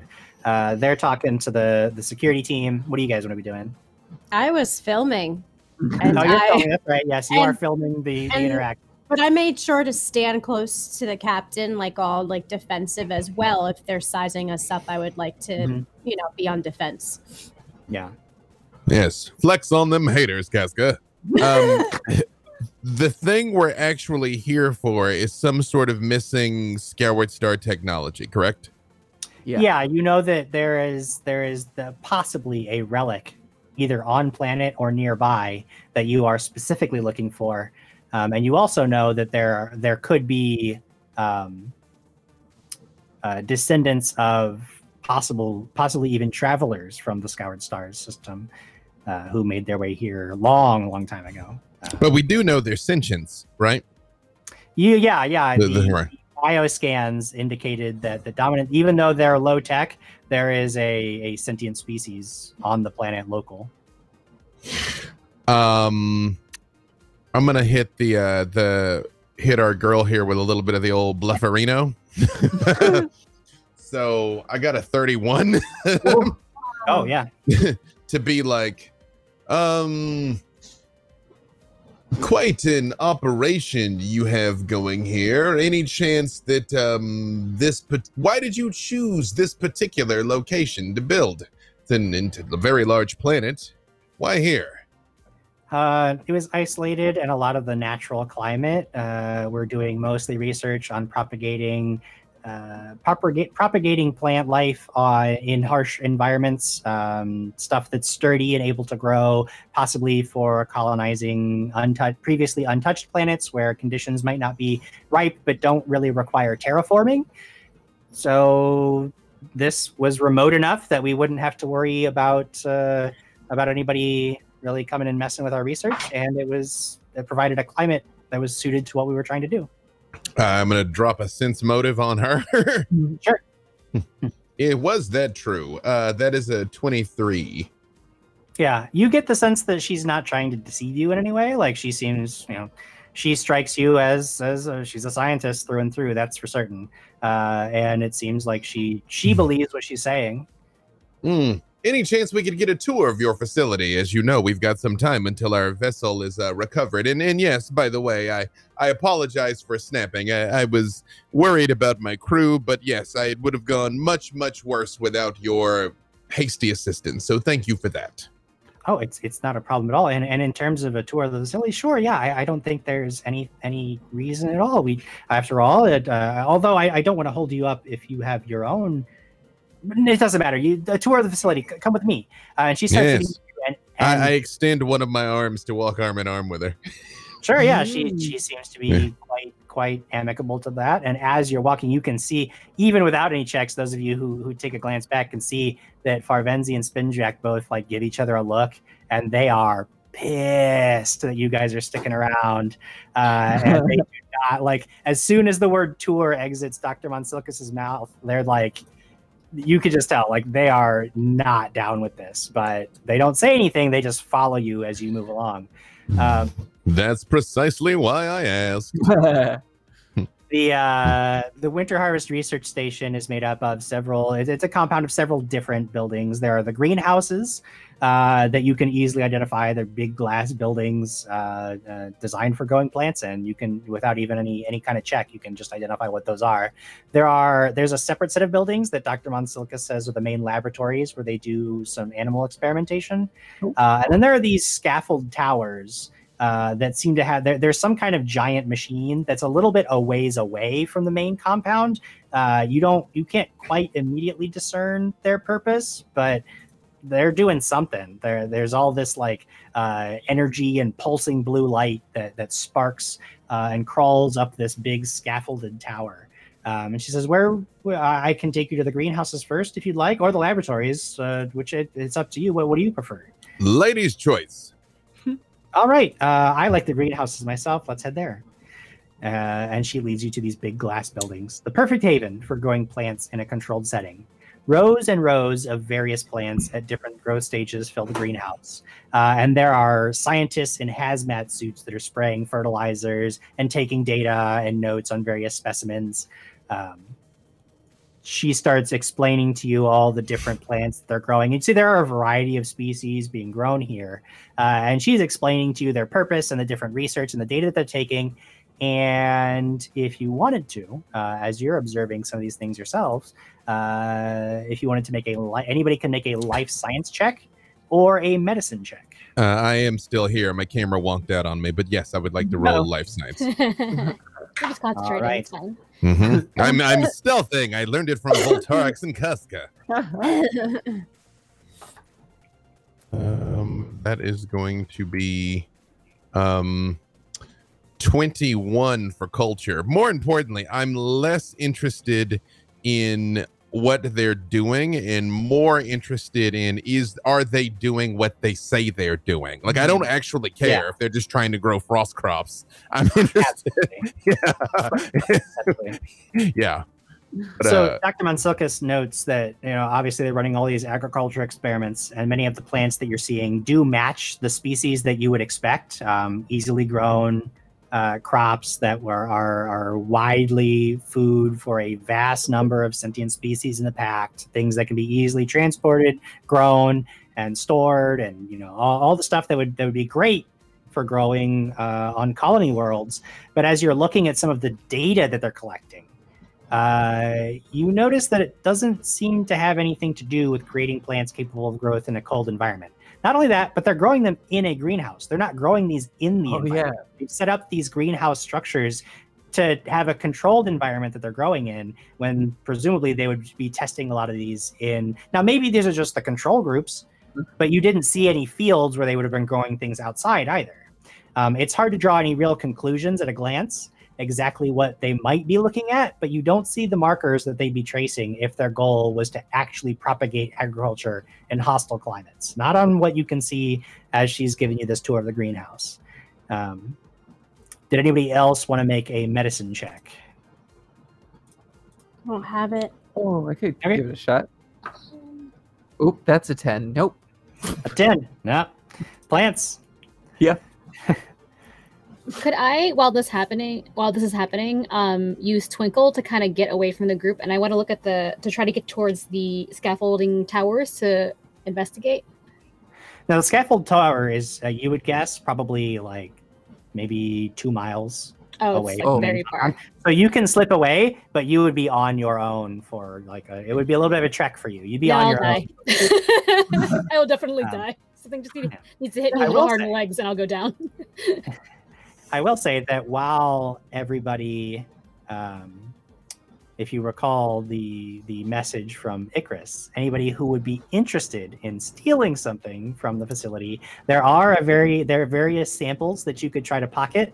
A sleight of hand check or stealth would be a roll that you could make.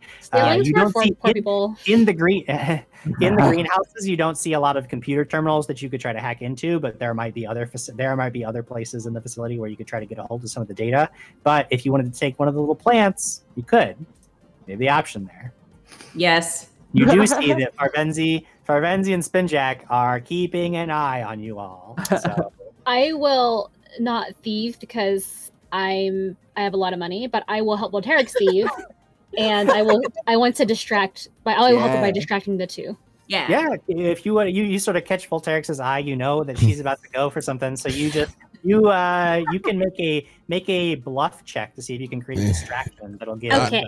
I also know Voltarix. I would like to assist in this. Like, as we walk a little, I just stop and whip around and just square up on the two of them, and I'm like, "Don't I know you from some of an? You've been at the Epsilon station, right?" I rolled a 16. Okay. But I'm going to distract them by the only way I know how. And I'm like, you guys want to see this really cool light show entrance thing that I can do? And I go back to the door and I'm re-entering using my little light show thing on my armor. And then B-Dave, what did you get for your bluff check? Let's see. That is going to be 23, which is low for me. I was gonna say that's not a very gun-in bluff. It's not. It's not. But it's still enough to give Volterix a little bit of an. You can see that they're mostly ignoring you, Maple. But as Gunnan is pestering them with questions about whether they once were on Absalom Station, and they're both like, "No, we know we've not been. No, please, if you would just no." You can see that he has caught their attention enough to give Volterix an additional +2 to her stealth check. It's the silver shirt. It always works. Yeah, I'm gonna go with stealth, and I'm gonna roll it now. Pray for me. Oh gosh, I almost dropped it everywhere. Ha. Ooh, okay. Oh snap! This is gonna be good. +2. Yep. Math. It's 18 plus 17. Oh gosh. 35. Enough. Well beyond enough. We lost her. She's gone again. Yeah, I mean, I want them all. It's a matter of seconds. You dip aside and you see that there are some seedlings that are growing nearby, so you just duck away when nobody's looking. People are paying more attention to Gunnan, trying to get him to return to the tour and leave them alone. You slip aside, you grab one of these seedlings, you get a sample of what they're growing, and there is like a hard pocket in the leg of your armor, so you just pop it open real quick, slide it inside. pop it back, and you're back in line for the tour before anybody even notices. Like nobody has even your own teammates, they have no idea that you even slipped aside. Like they're Awesome. Nobody saw a thing. What do you mean our party is morally ambiguous? We're very consistent. Yeah. At about that time, Dr. Monsulkis is like, and that's everything with the greenhouses. Is there anywhere else that you'd like to see? Or did you have, again, I don't know what your purpose on this planet is. If there's something that I could do to help you, we could, I would be happy to share any of the data that we have on any of the surrounding territory. I point at the giant tower thing, and I'm like, what manner of device is that? I've never seen its like. Oh, well, we can head out there next, and I will show you. Excellent. As you're making your way towards it, if you want, you can make your own engineering or physical science check as you're sort of studying the mechanics of it. That is going to be a dirty... Oh, no, not a dirty 20. That's going to be 22. 22, all right. As you're moving towards this distant scaffold tower, and Dr. Monsulkis is explaining how it, basically it's supposed to be spring in the southern hemisphere, but this device helps keep it colder, and you can tell as you're looking at the mechanics of it that it is actually a climate-controlled device. As she explains, she's actually, what she's saying matches what you know about it, that it is likely keeping the area colder because naturally it would be starting to thaw at about this time of year in this area of the hemisphere.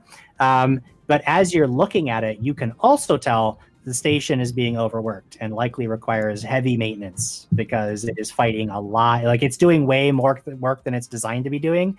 And it's basically overclocking and likely requires a lot of effort to keep from blowing up in their faces. But it is what it appears to be, which is a climate control device. What is the scale of the climate control? Is it like just in the research station area, or is it like the hemisphere of the planet? Or you would guess that it has a few miles range, and if they'd set up relay towers, they could extend that range. But as you're just looking around, you only see this one, so it's likely that they're just worried about the area around the research station itself. Got it. Oh, I think you're muted, Michelle. I'm dumb. So, Doctor, why you're growing everything in these nice and cozy greenhouses, but then you want this area extra frosty? Is there like a good reason for that, or is it like research based? I guess you're gonna answer me. Oh, well, I mean, most of my field is really like I specialize in a lot of the climate control. Like I do a lot of work here at the tower, and what they're doing, I don't know why they're actually doing that. I guess. I mean, what do you mean they? Who's they?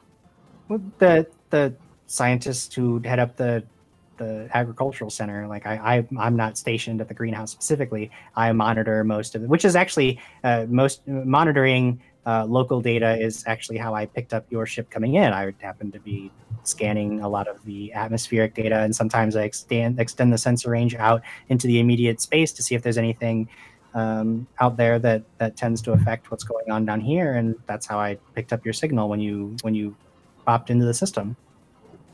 These scanners that you have, they seem to be finely tuned. Would they be able to detect anything that was of an outside origin that may be within your planet now?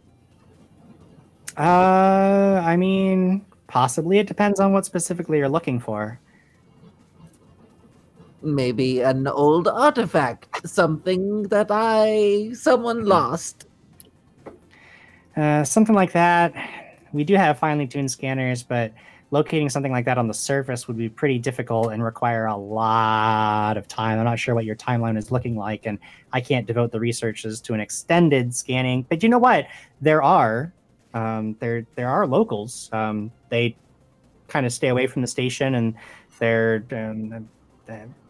either way, if there's something on the ground, you could go check in with them. They've been here for way longer than I have, and there's an encampment just a few miles away. I could certainly give you the coordinates for that. You could go check it out. Captain, we should go look at the townies. Yes, that probably is a worthwhile endeavor. We have a couple more hours before we're ready to lift off again, I think. Oh, perhaps we can try their food here. They must have amazing frozen fruit. Hey, Maple, maybe you could get a date for later. Or or I'm 4. Already working on it. You don't have to remind me. Sorry.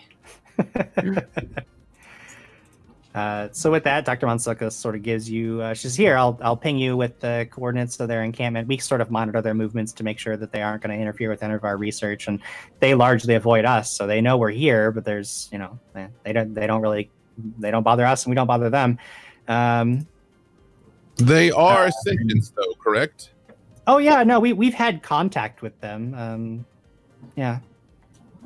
They have their own, I mean, again, they don't, I don't know what to say about them, really. I mean, they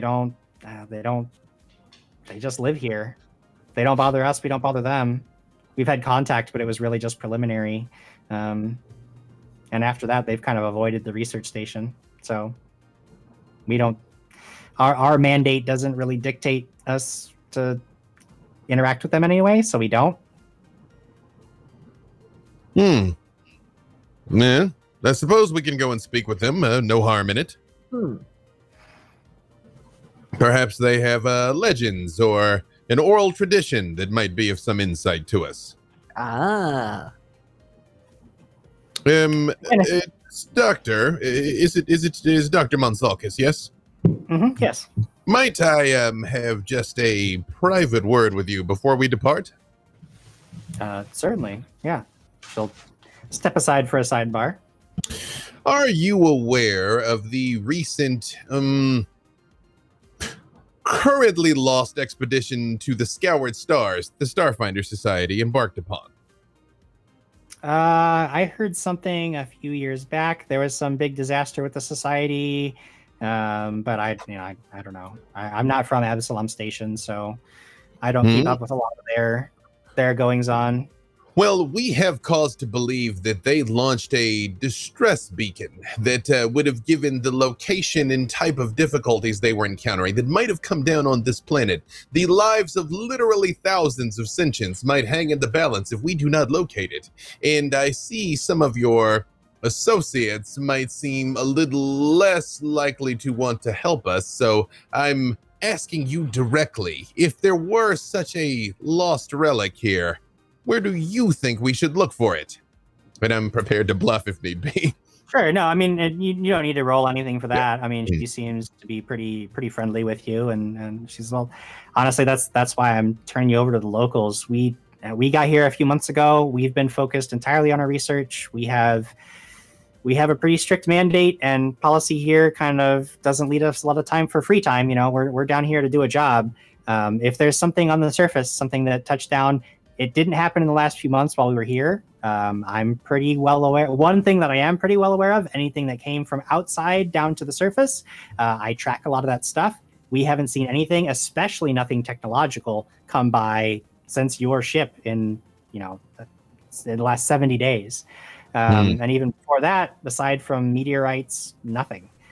So if there is something on the surface, maybe the locals would have seen it. They've been here longer than us. They can point you in the right direction, but we haven't detected anything of that kind. Well, then, yes, the locals it is then. All righty. Navigation. Yep. She gives you the nav data for what she has for their encampment. You can see it'll take several hours to travel there, but that's what you're here to do. Find these people and figure out what they know, if anything, that might help you locate these relics that came from the Scoured Stars.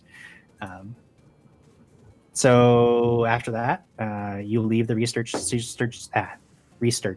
You leave the research station behind and begin traveling. The Winter Forest is quiet and serene, a far cry from the constant hustle and bustle of Absalom Station. There are no ad drones, infosphere terminals, or miles and miles of metal corridor. It's just tall, snow-covered trees and rocks. And I don't know, I imagine some of you probably feel like freed by the lack of just the constant city noise around you. Some of you may be feeling almost like a weird reverse claustrophobia by the absence of those things. You're just out in this almost untouched natural environment for the first time in probably years. And as you're coming closer, yeah, Maple's probably not happy about it. I hate it, and I turn into one of those people that you see when you're hiking and you just have their music on really loud because I can't deal with the silence, and I just like put on some like random music. But it's like George Winston, like nice, soothing piano music that accompanies the idyllic surroundings. It's classy. Yeah. As you're coming closer and closer to where this local encampment is rumored to be, you hear several low, bellowing cries, clearly animal in nature, followed by panicked shouts in a language you can tell it's speech, but you don't recognize the language that you're hearing.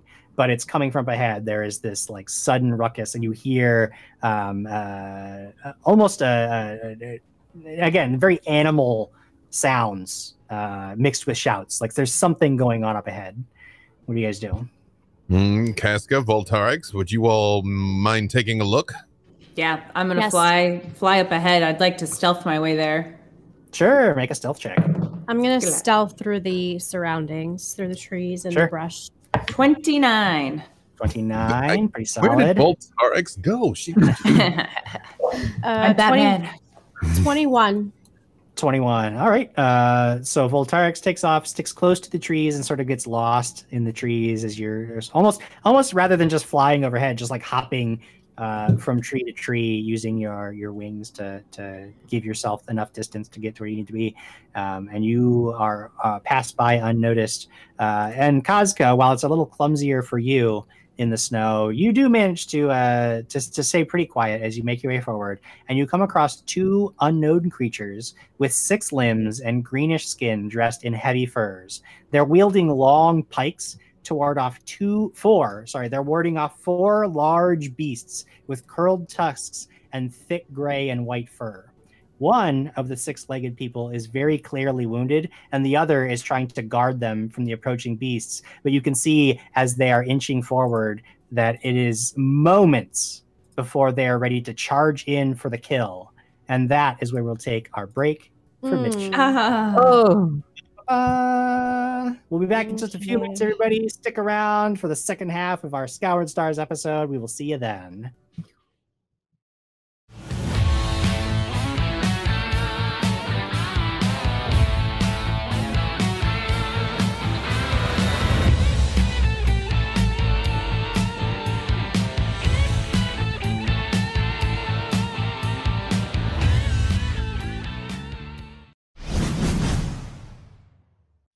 Paizo's newest releases have arrived at your favorite local game store and Paizo.com.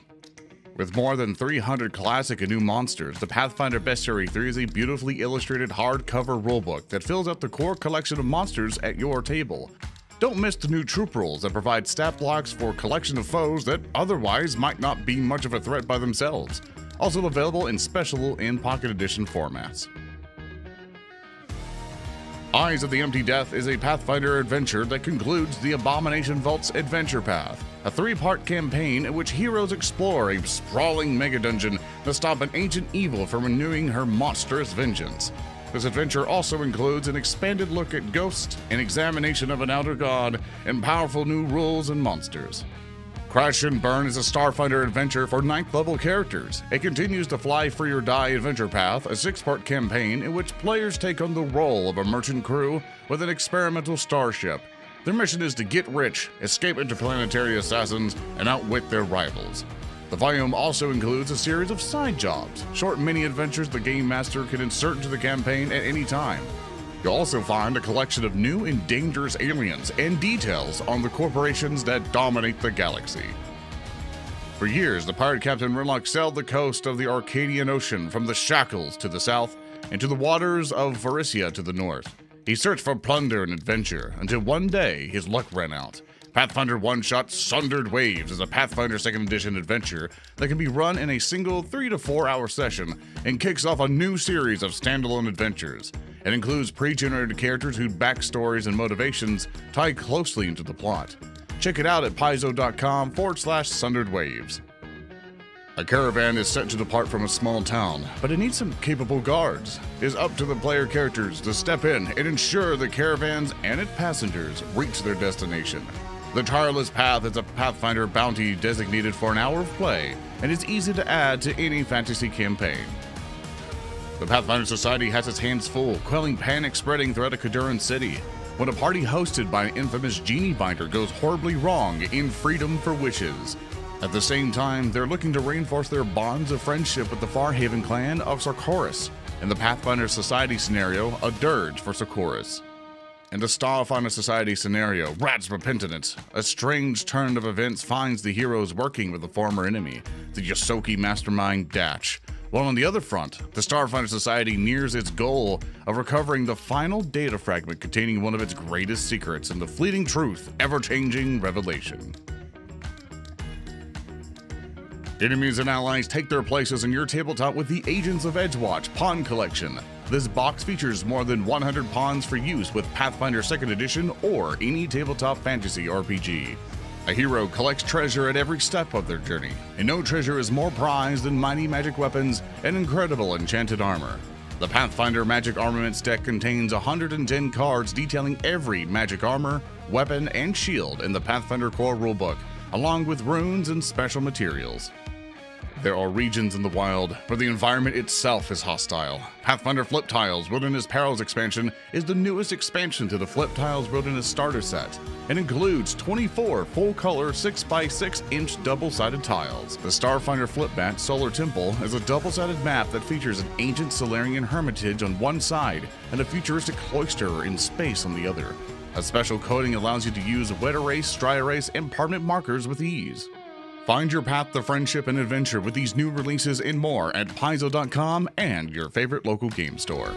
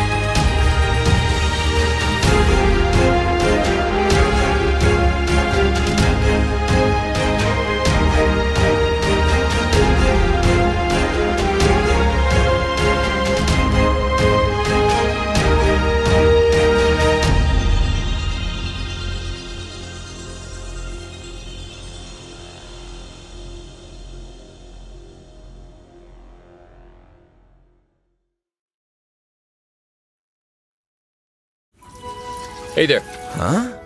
You, with the wet sponge. You're late. We were supposed to meet at Blue Rise Tower. I need your help. My help? Yes, you. Just ask... Hold on.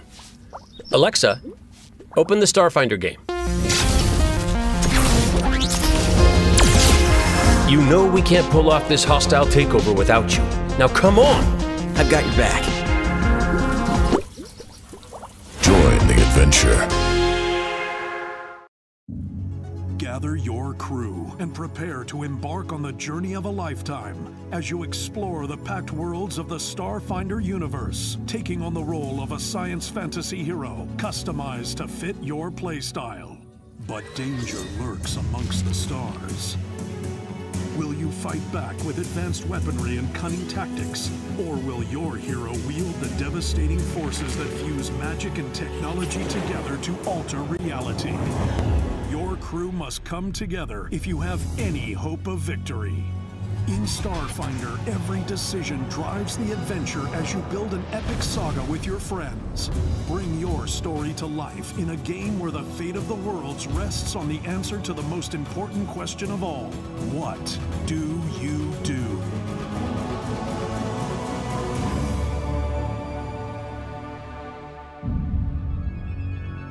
Begin your journey into the Starfinder universe today with the Starfinder Beginner Box, now available at Paizo.com, your local gaming store, and anywhere else adventure can be found.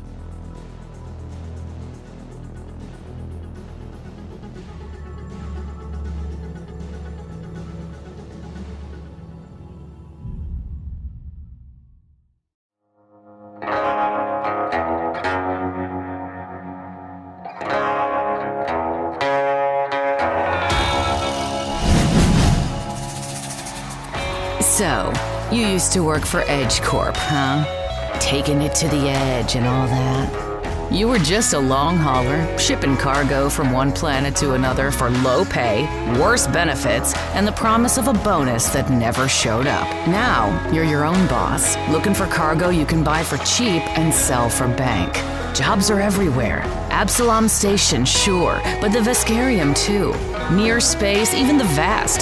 Get used to the drift, cause you're gonna be flying long hauls. And some of the things that live in that place, they don't like visitors. I heard Edge Corp is still after you. Something about a stolen ship? And the Golden League is after you too? You got a long list of enemies, hotshot. You better start making some friends. Cause if there's one thing I've learned in a lifetime of carrying freight, it's that every bill comes due. If you really want to be free to go where you want, do as you please, you're gonna have to settle up with these people. And revenge ain't cheap. Don't say I didn't warn ya.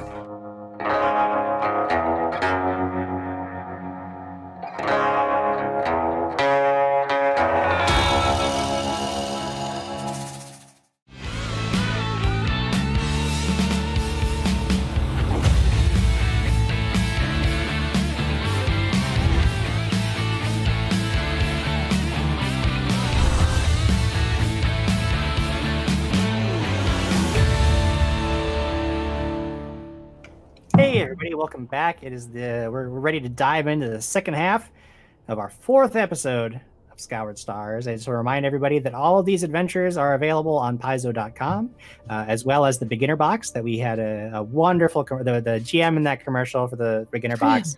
So cool, so handsome. What a nerd.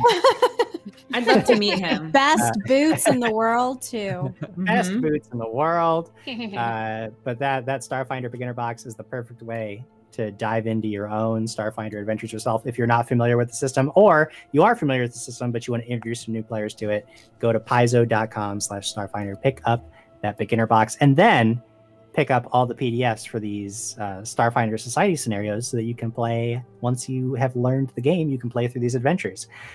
In the year of the Scoured Stars, not only are the adventures that we are playing through in the show available, but there are many other adventures that explain the different events, because the Starfinder Society is a vast organization.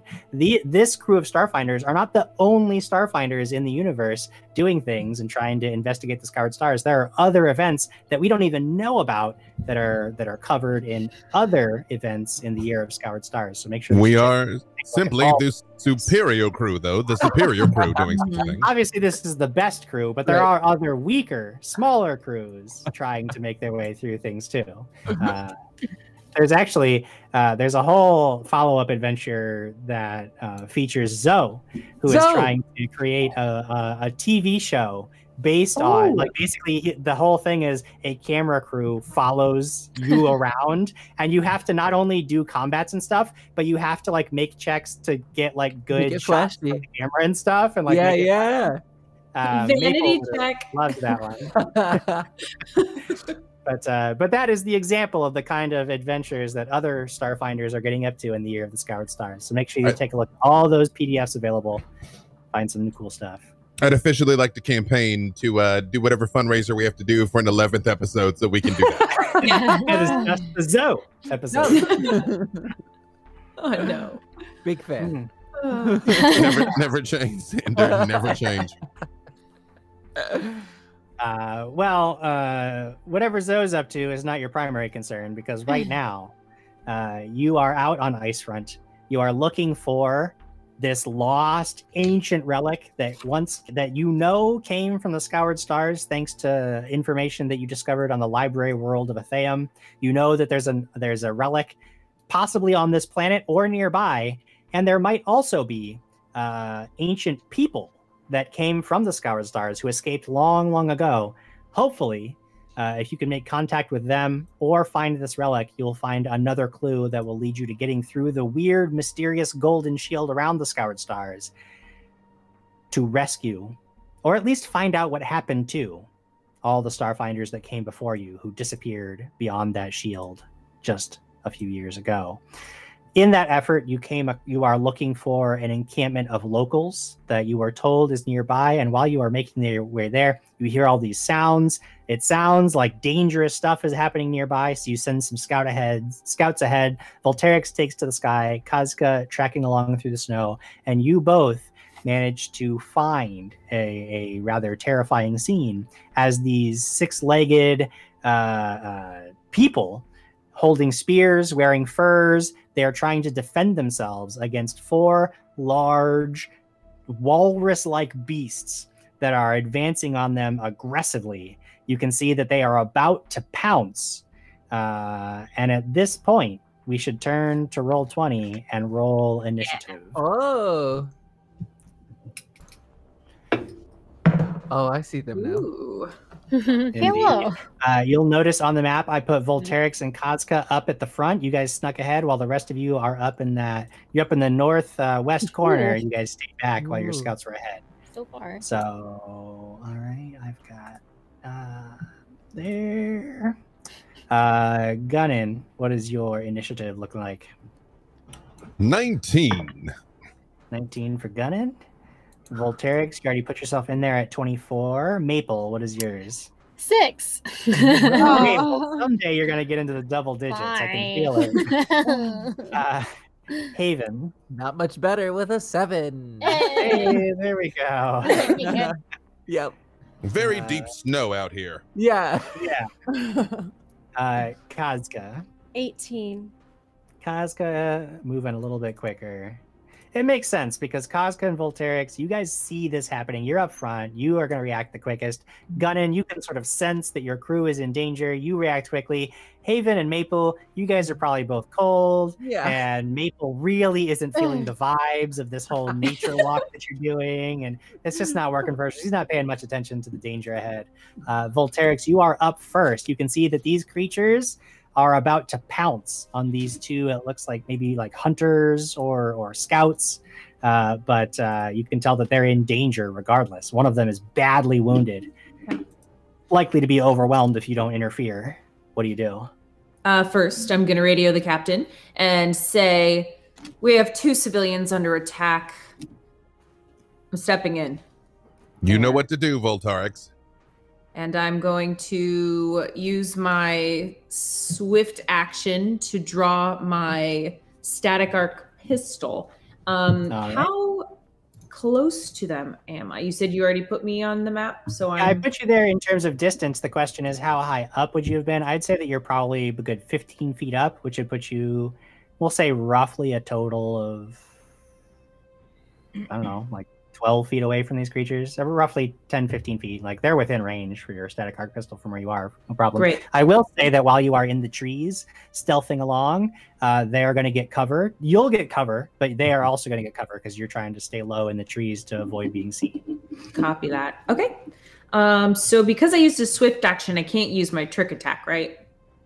I believe that you still can. I might find a rule later that says you can't, but I believe that a swift action is okay. So I'm going to say that for now, go ahead. And if I find out later that you can't do it, I'll let you know and you won't do it later. Sounds good. Thank you. All right. Here we go. Ooh. Okay. That's going to be a 22 to hit. 22 to hit. Did you roll your trick attack? Not yet. Oh, you're okay. Sorry. So I'll roll that 22 is hit. Stealth. Yeah, the trick attack always comes first because that might affect them being flat-footed. 25.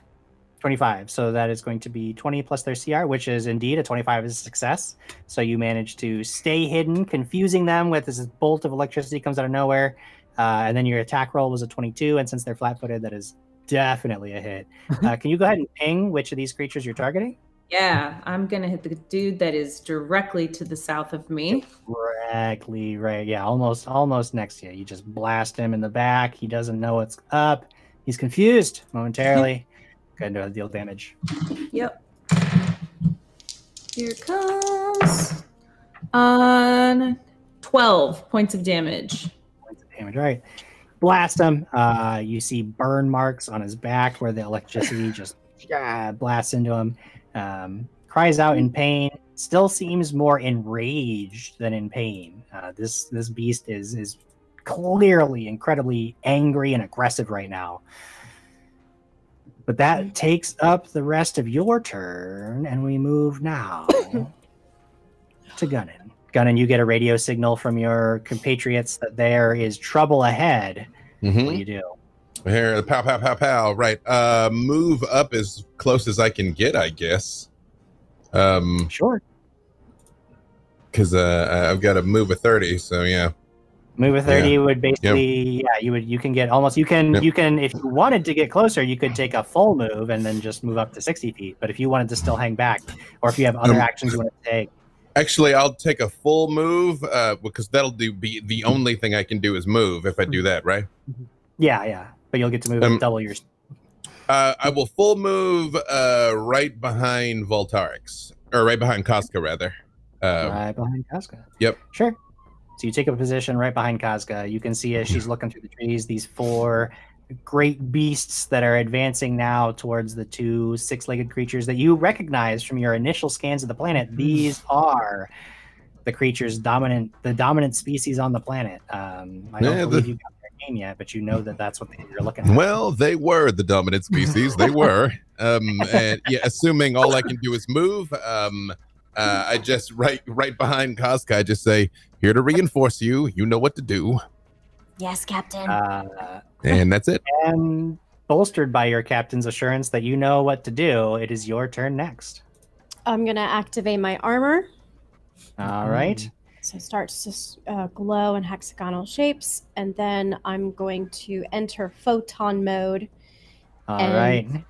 I don't know if it's an yes, as an action. So then before I go in as an action, I'm going to activate my plasma sheath to turn all my damage into fire damage. All right, so you're dealing fire damage now, and I believe you can still move if you wish.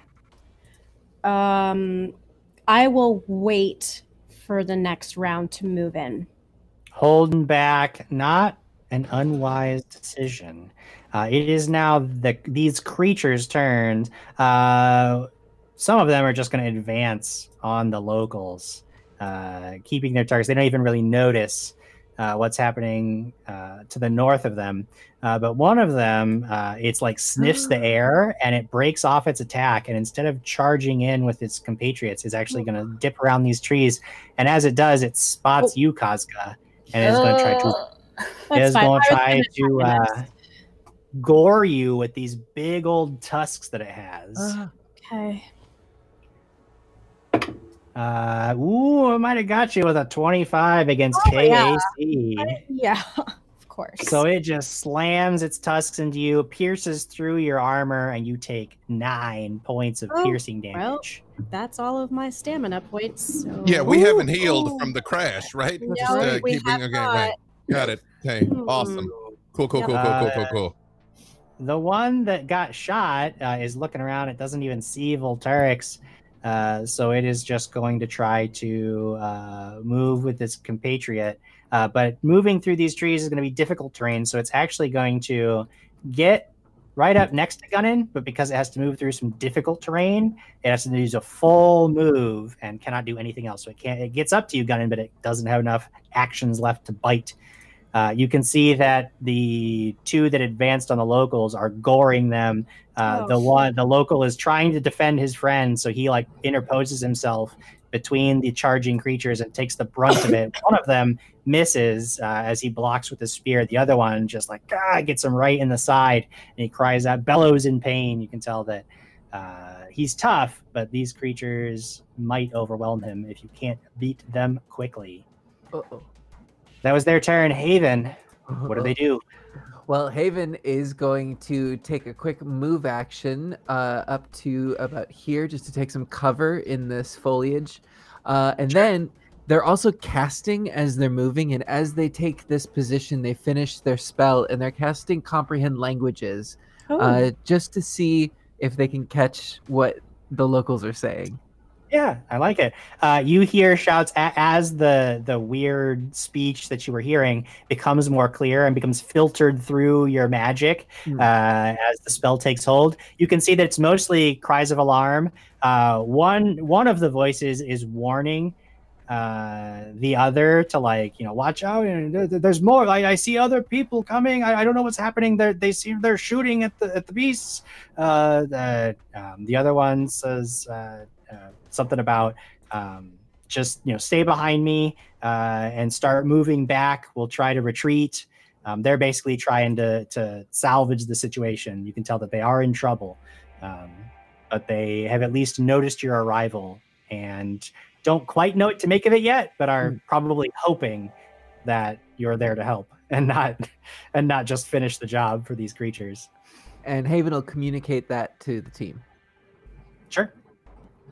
Maple, you're up next. You get a mental ping from Haven that the locals are ahead and they're in trouble. What do you do? I'm gonna whoosh. I can't fly that far. Hold on, let me measure this one more time. I'm gonna fly here. Okay. I can't move it. Come on, you can do this. Bink. So still in the trees, not too crazy. And then I'm going to cast Slice Reality. So I'm going to target these 2. It has a range of why can't I ping them? The 2 that are attacking the locals. Sure. I would say that while you're in the trees, if you're staying in the trees to get any kind of cover, the 2 that are furthest away from you would actually be out of your line of sight. You can sort of see the closer ones through the trees because you're closer to them and there's not as much blocking you, but all the way across the map, those ones that are attacking the locals, you don't have a good line of sight for a spell cast. Well, in that case, could I move behind Haven? Is that sort of a little more clear? Oh yeah, if you want to be, I'll budge a little bit there. Let me draw a line here and see which one you could target. I would say that you could target the one that is. I'll ping it. The one that you can see. Okay, I can get 2 with this since I'm at 3rd level, or it's a 2nd level spell. Sure. So could I get the other one next to it, or is it out of sight because of the tree in the way? Yeah, you don't have a line of sight to that one. Does it have so 2 targets? You could just target the one that is attacking Kazka and the one beyond it, unless there's a range of how far the targets have to be from each other. It does not say anything in the spell. It just says 100 feet. Plus 10-foot level, so I'll do those 2 instead since I can see them. It's fine. Oh yeah, you just basically slice reality in a line right through one of them and into the next. Yep, it's a fortitude saving throw. Fortitude saves for me. The first one, the one closer to you, rolls a 19 on the die, so I know he's going to make it. The furthest one, however, rolls a 2 on the die, so we're almost to the exact opposite, which is definitely a failure. So go ahead and roll that damage. Okay, so the other one just gets half damaged also. Yep. So it is 2d6, 1, 2, whoosh. Ooh, that is 6, 7, 8. That's 9. So Nice. not bad. All right. Yeah, And then especially half for It's pretty good. You slice reality in a straight line. Yeah, right another weird hole opens in the sky, like in the top of the sky, and just like a bunch of I guess it says it's a churning entropy appears and starts to like melt off their spines. through. Now that's a slice. That's a slice. Volterix, we are at the top of the next round. You are still up in the trees. I would say that the one that is right next to Gunnin, there's too many trees. While you're still in the trees, you kind of lose sight of that one. Mm-hmm. But the ones that are attacking the locals, you have pretty clear line of sight. They would just get a little bit of cover.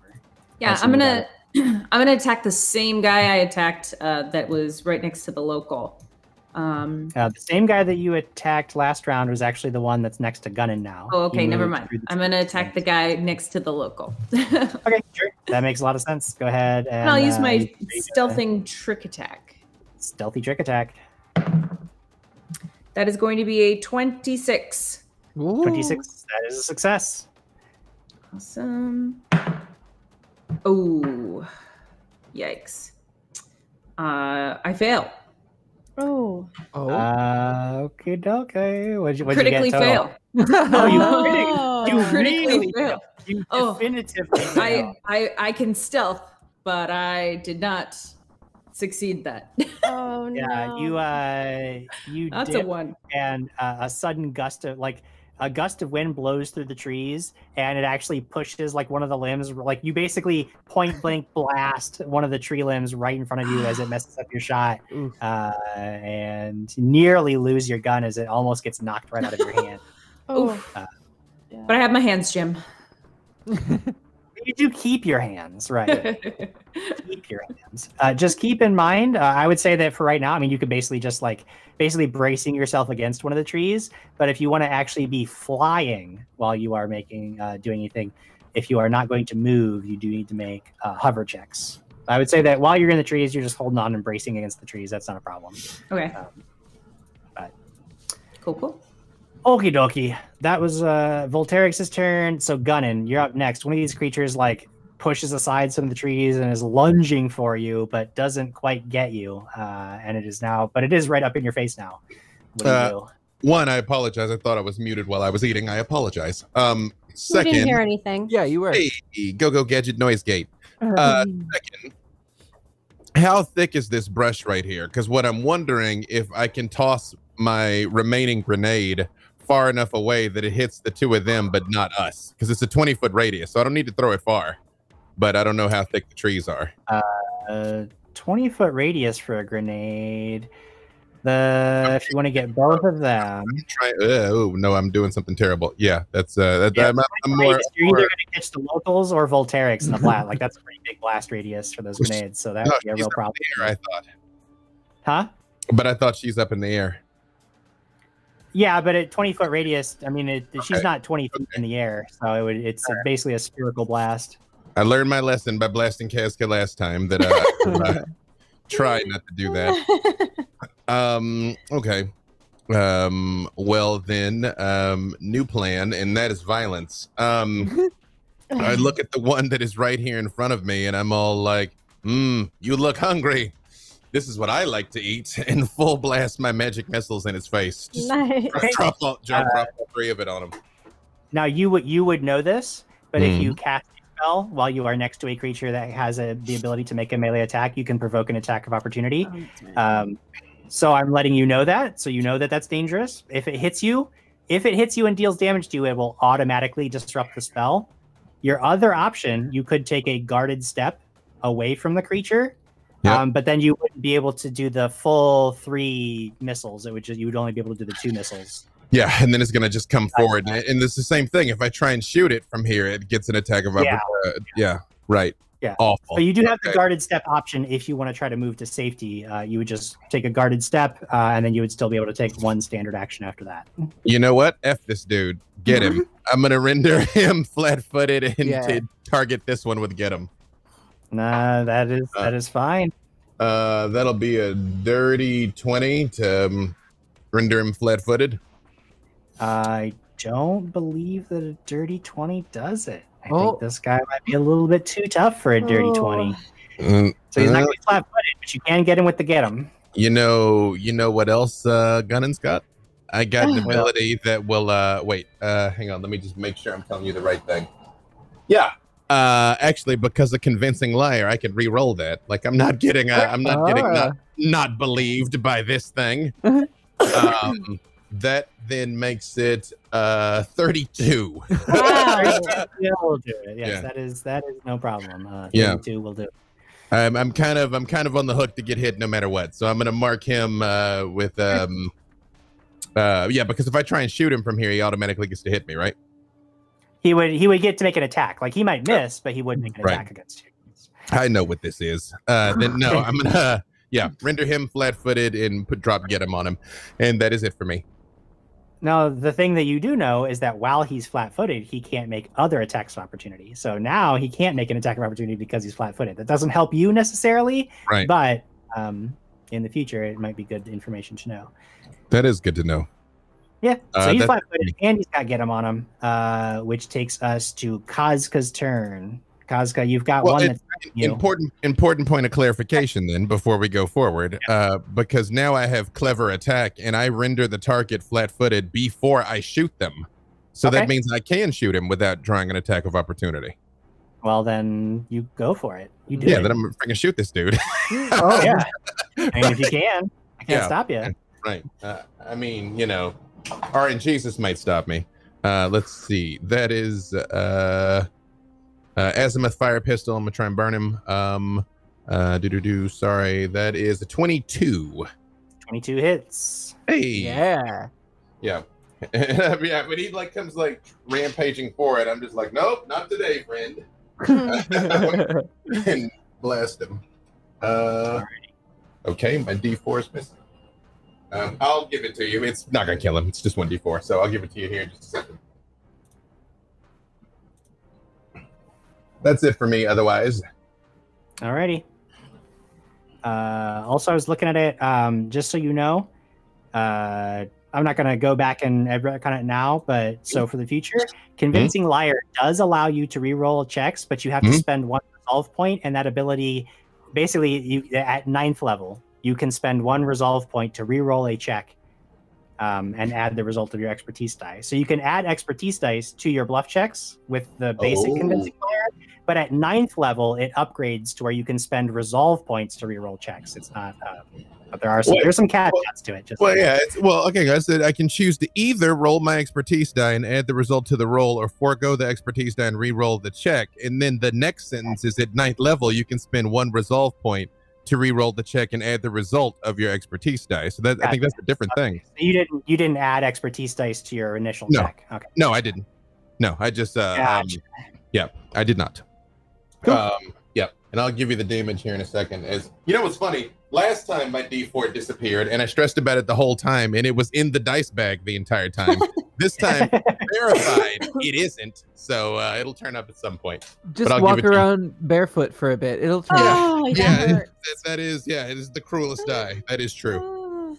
I'll just drop that here in a moment. You can actually use the Roll20 chat feature to roll virtual dice if you wanna get one.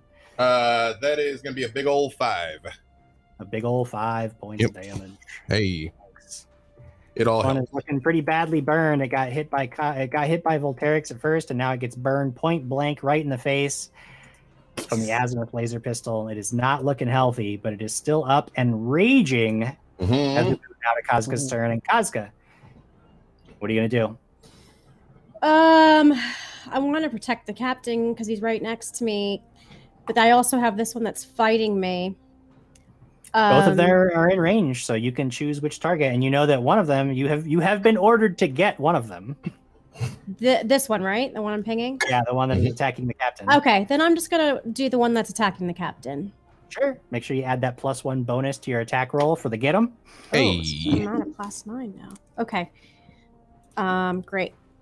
Let's see if I can. 9, 18, 17.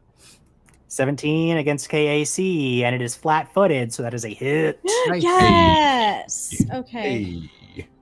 Nice. Okay, that's a good roll too. 8, 9, 10, 11, 12, 13, 14 points of fire damage. Hey. Points of fire damage, and the fang blade just starts ripping through this creature's thick, blubbery hide, and blood and viscera go flying as the little teeth just rip into the flesh, and the creature slumps dead to the snow. Wow. Already? Wow. Okay. Oh, yeah, it got blasted by both the captain and Volterix and the fang blade. So yeah, nice. he was having a bad day. Excellent work, number one. Number 1. Thank you, Captain. Always a pleasure.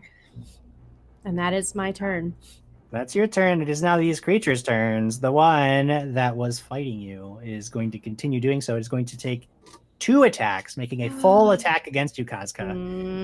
The first one is definitely going to ping right off that shiny hex-covered armor that you're wearing. Your Solarian force field just blasting its teeth away from you. It comes in with a second gore and tries to take you down. And that is going to hit a KAC of 19. Just 1 away. Yes, it hits. I got you on that one. So the second strikes true. You are going to take 7 points of piercing damage. I believe you are into hit points, correct? Yes, I am. Oh no! All right, so it's gone through stamina. You reach 0 hit points. You go unconscious and begin to die. Oh boy. The other 2 creatures are going to continue their assaults on the locals. And I'm going to roll 2 attacks and see what happens. The first one gets fended off by the local spear. Yeah. The second one strikes true. And you can see, you guys all hear this howl as one of the creatures gores the last standing local. He buckles. He doesn't quite go down, but he's bleeding profusely. You can see that he needs immediate assistance or he is going to be in big trouble. Haven, you are up next. Oh dear. Well, from here, Haven's gonna pull out their pistol and take a shot at this one that's attacked Kazka and see if we can make a difference. Yes. Oh no. No. So okay, the 16, does that hit? 16 against EAC. This one's not flat-footed, but that's still gonna do it. These things aren't. Oh, yay! Awesome. Okay. And let's see, that was my semiotic pistol. 26. Oh, semi-auto is KAC, but the 16 you said? Yes. 16 is still gonna hit. Yeah, that'll good. go. Okay. 6 Barely. points. 6 points of damage. Yeah.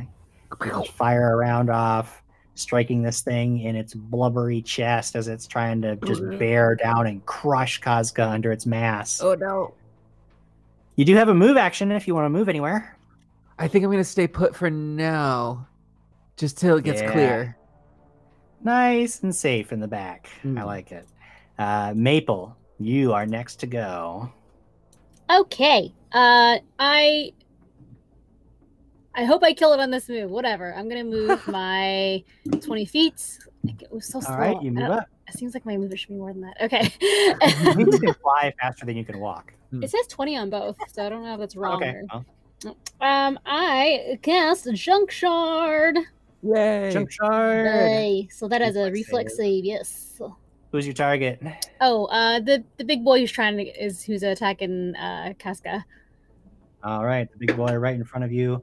That is a total of 14 on the reflex save. I'm pretty sure that's a failure. It meets. Does it fail? Oh, meets that, so it's actually a success. So he'll take half damage. Boo. Okay, whatever. That's 3d6 divided by 2. Here we go. Ooh. That's 6, 7, 8, 9, 10, 11. 11, so he takes 5 points of damage. You can see that he is bleeding profusely now, wounds covering his body, but he is not done yet. Oh my These guys God. are big and beefy. Dang it. And mad. So mad. Volterix, you're looking down over the battlefield. You can see that the locals are bleeding. They're getting overwhelmed. Your companions are holding their own. What are you going to do? I'm gonna try to trick attack this guy, the same guy I tried to hit and failed miserably. Hoping this time I can do it again, but not fail. Not fail. But not fail. Not fail. Do it again, but the opposite.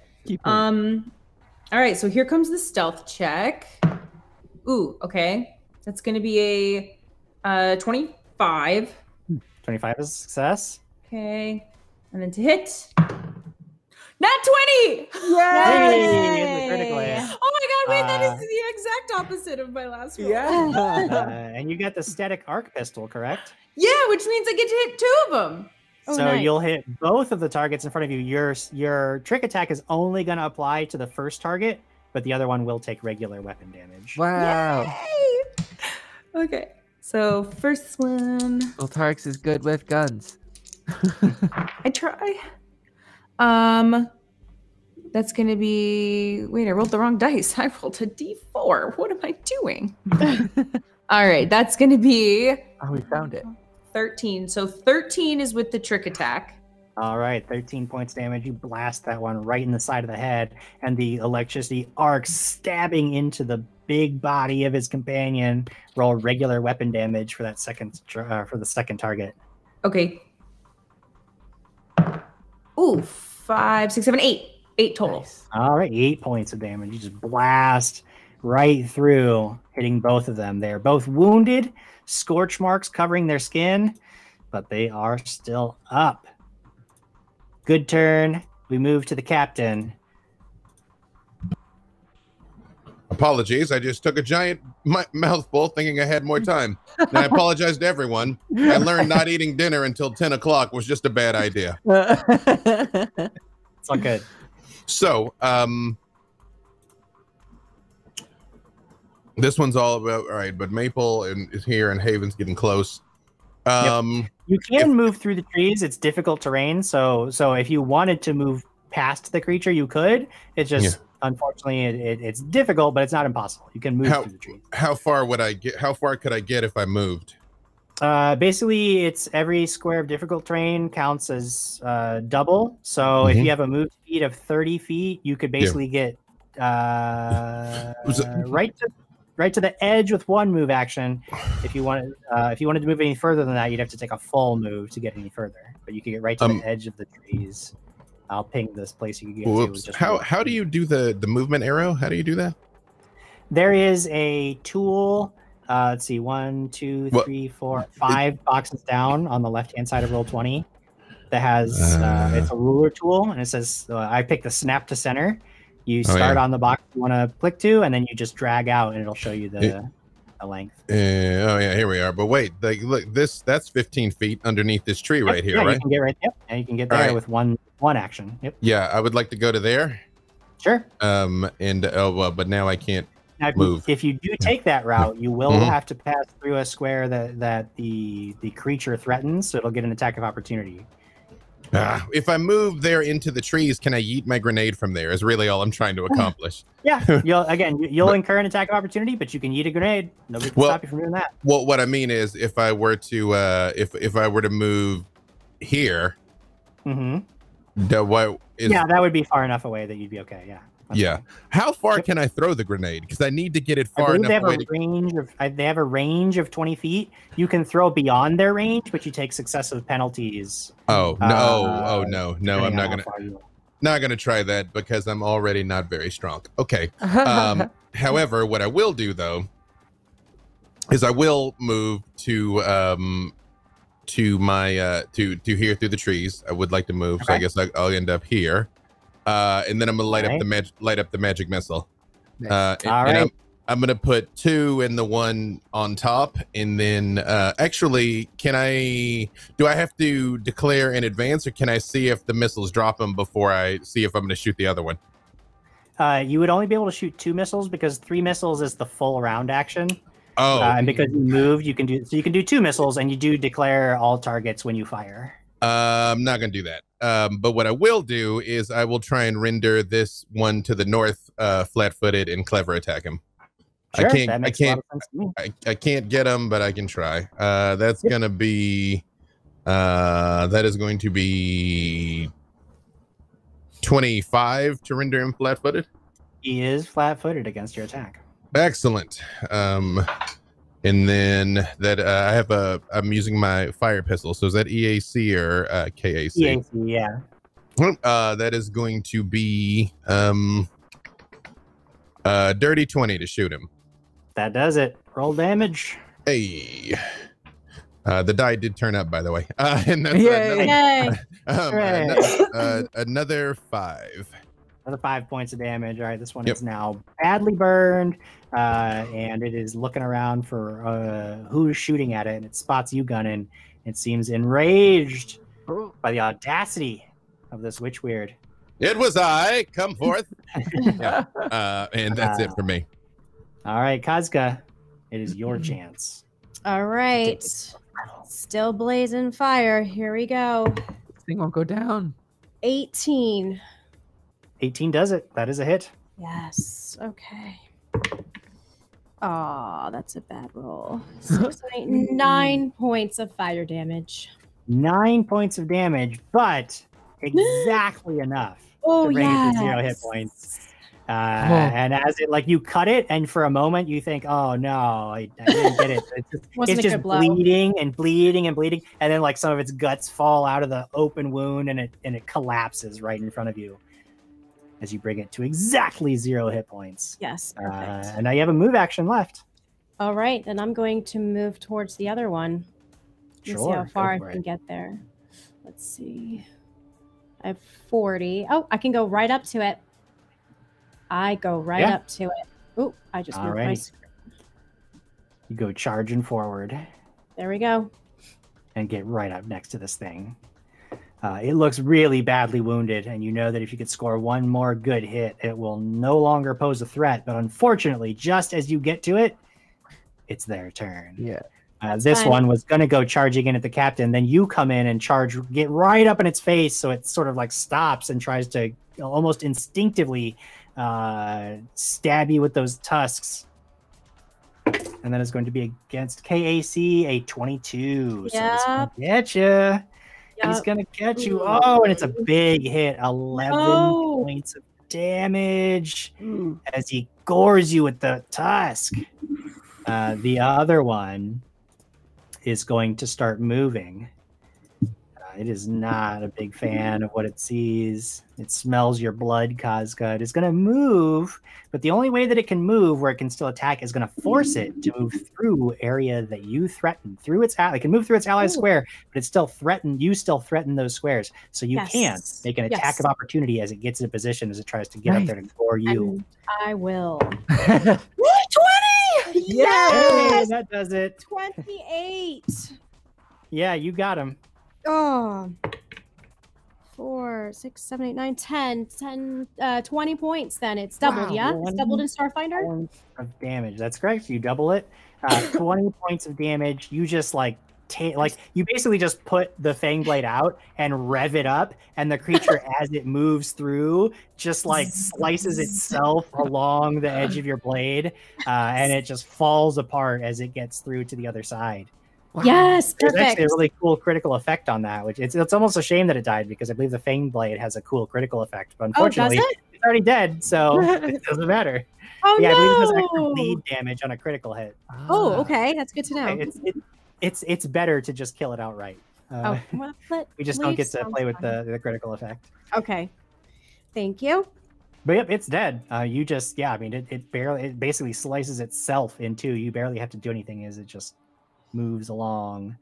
Haven, you're up next. So now that this pathway has been cleared, you could see Haven sort of finding their footing in the snow as they're really digging their like hind legs, and they actually have the ability Jet Dash, and so you see them coil their haunches up and they shoot forward 6 times their running speed. Good lord. And is moving directly behind the locals down here. Oops. Sorry, it keeps scrolling. Whoa, no! Put me back down! Whoa! Hold on. Roll20's being... Yeah, Roll20 did something weird with me too, is scrolling my screen. Yeah. I had to zoom out. Okay, So Haven zips up there, and that is the full action. But the intent is that Haven is going to be looking over their wounds and potentially treating anything that's to stabilize. Sure. Yeah, you can see that one of them is definitely going to need medical attention if you can take care of these threats. And they're looking at you warily, but they've seen that you're attacking the ones attacking them. So for the time being, they seem to accept your presence and see you as allies. You get right up next to it with a flash of speed, and then it is Maple's turn. Can I draw a weapon and shoot in the same turn, or did we? You can drawing is a move action, and then firing is a standard action. Oh, the move action. Okay. Wonderful. I go and to shoot this thing. I don't know why my voice changed. So I'm gonna use my plasma fork, which is 90 feet range. So here we go. That one doesn't have a get him on it, does it? No, nobody has get him on it. No, nobody's got it currently. Okay. Although the one to the north is flat-footed. Oh, excellent. Yeah, flat-footed. It is going to get some cover from your allies, and because Kazka's right next to it. So basically, it's the cover and the flat-footed are going to equal out. But yes, it is technically flat-footed against your attack. I got a 16 as a hit. 16 does hit. Nice. Yes. Okay, so that's 1d8 plus 4. That is a 8 plus 4, 8, 9, 10, 11, 12 total. Nice. Enough is what you rolled. You line up a good shot as it's about to just basically lift its whole body up and try to crush Kazka beneath it. You just get it right in the belly as it is raising its whole form up, and it, instead of coming forward down on Kazka, just continues up, and then tips over backwards and drops onto its back. It is dead. Yay. Did it. Violence You've is a lot done of it. work. It was. They were a lot of work. With these walrus-like animals dead, one of the six-legged hunters raises their hand in a gesture of sort of like half surrender, half greeting. And he's like, sort of still standing protectively over his companion. He says, "Thank you for saving our lives. These beasts are acting as hostile, but this was an unexpected behavior. We were quite surprised. A mistake a child would make, and we are in possession of great fortune for your arrival." Shockingly, even though they were before speaking in another language, they are now speaking in common, and all of you can understand them. I'm like, Haven's here? Odd. Well, I just say, is your friend all right? Would you mind if Haven were to take a look and try and assist? I would appreciate that quite a bit. Haven, do you think you can heal me too when you get a chance? But of course, the locals first. Priorities. I'll do a medicine check. She's like trying to patch up all the blood and stuff right now. Sure. Go ahead. Sorry. 25. 25. Oh yeah, that is going to. You're going to be able to. If you're treating wounds, that is definitely going to be a success. Just basic first aid. Yeah, you managed to patch up the bleeding. You can tell that he's going to be able to walk and should survive with rest and time. Not a problem at all. And then while they have the supplies out, they'll just tend to Kazka. I will just say, like, while he's doing that with Kazka, I just kind of like one of my lower arms, almost nonchalantly, kind of like hook it around her and help her stand a little bit. Oh yeah, thank you. Yeah. You guys remember, you also have the option, if you want, you can basically take a 10-minute rest, spend one resolve point, and regain all of your stamina that you've lost. So it might be a good opportunity to do that. As Haven is tending to the wounded creatures, you guys can basically spend some resolve and I do that. gain a second. Yeah. So we spend what to get what? Sorry. You spend one resolve point, and then you regain all of your stamina. Oh yes, Not I hit would like that. Yeah. So Kazka, you'll still be pretty wounded afterward, but you'll have your stamina back, so you'll be able to take a beating again. Perfect. Ooh, so for Kazka's medicine, Haven rolled a natural 20, so that's a 27. Ooh. 27 medicine. The treat wounds does give you a specific amount that I am looking up right now. I'll figure out exactly how much you're going to get back from that in a second here. But the two creatures are we're grateful for your interference. Thank you for coming and saving our lives. These wallopeds typically are docile creatures. We are not quite certain why they attacked us. Well, since we helped you, maybe you can help us? We're kind of looking... We would love to help you in any way that we can. Okay. The slow talking is like totally throwing Maple off. Oh, yes. Okay. What was I saying? Oh, we're looking for like a really super old satellite that might have like fallen to this planet like a really long time ago. Do you have any idea about that? The two creatures look to one another, and you can see there's like a significance, like you sparked something. Oh. It says, we should take you to our village. Perhaps Narma can provide better answers.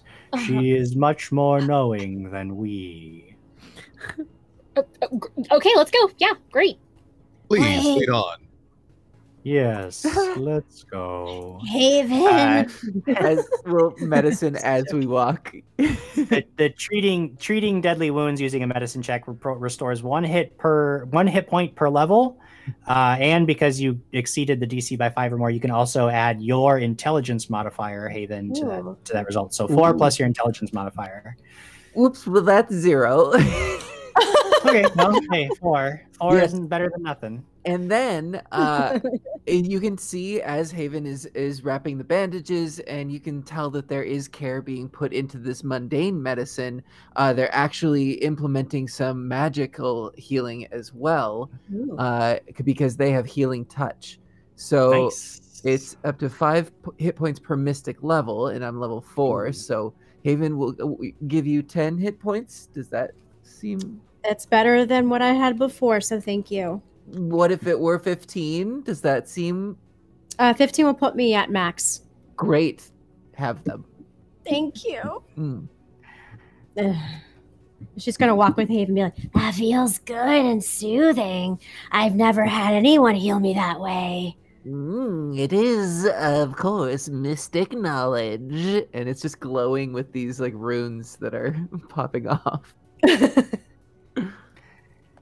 As you're walking, being led through the woods by these two creatures, the one is still sort of talking to you as you move along. It says, we call ourselves the Izalguan.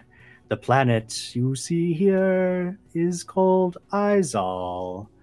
We live upon it as our own, though we did not always live here. And soon you are led to a hilltop clearing where both temporary and permanent structures form a small village.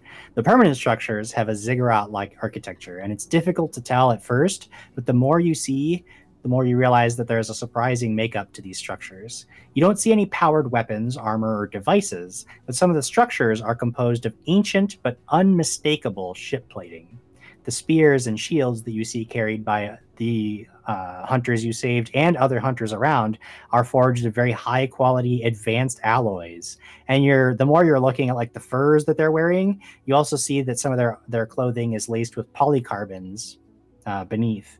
The hunters lead you to an underground chamber beneath one of these ziggurat structures, and it bears, Haven, I mean, you recognize it immediately, the unmistakable layout of a starship medical building. You see a female Izalguan listens to the hunters introduce you and then turns to you, and she says, hello, I am Narma.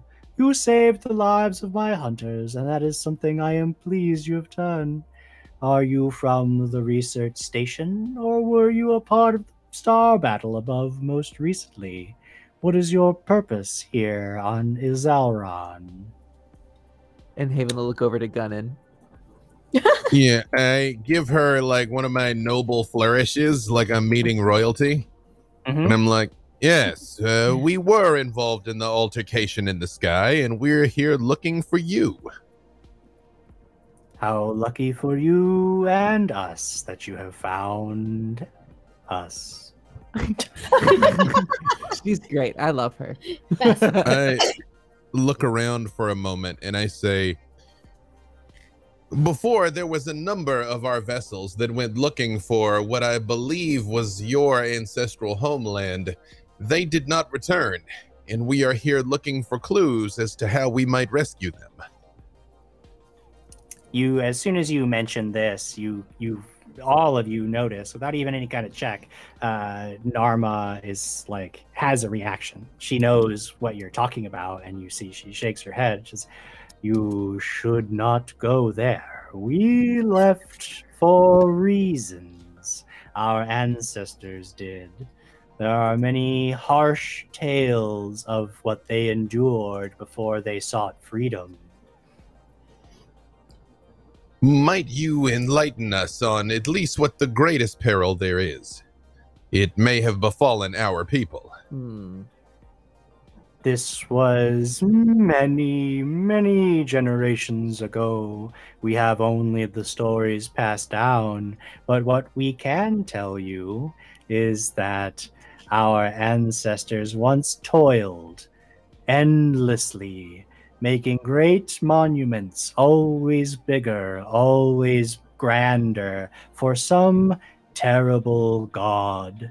The god always wanted more, always demanded greater work, and our ancestors died under the harsh tasks they were given. They eventually sought a way to escape the Scoured Stars, but at first their advances were thwarted by a terrible energy field they could not pass through, until one day it vanished, allowing them a moment to escape. They fled across the stars, and now we are here generations later. We have given up our technologies of old, stowed them away so that we can be hidden from the terrible god that once enslaved us.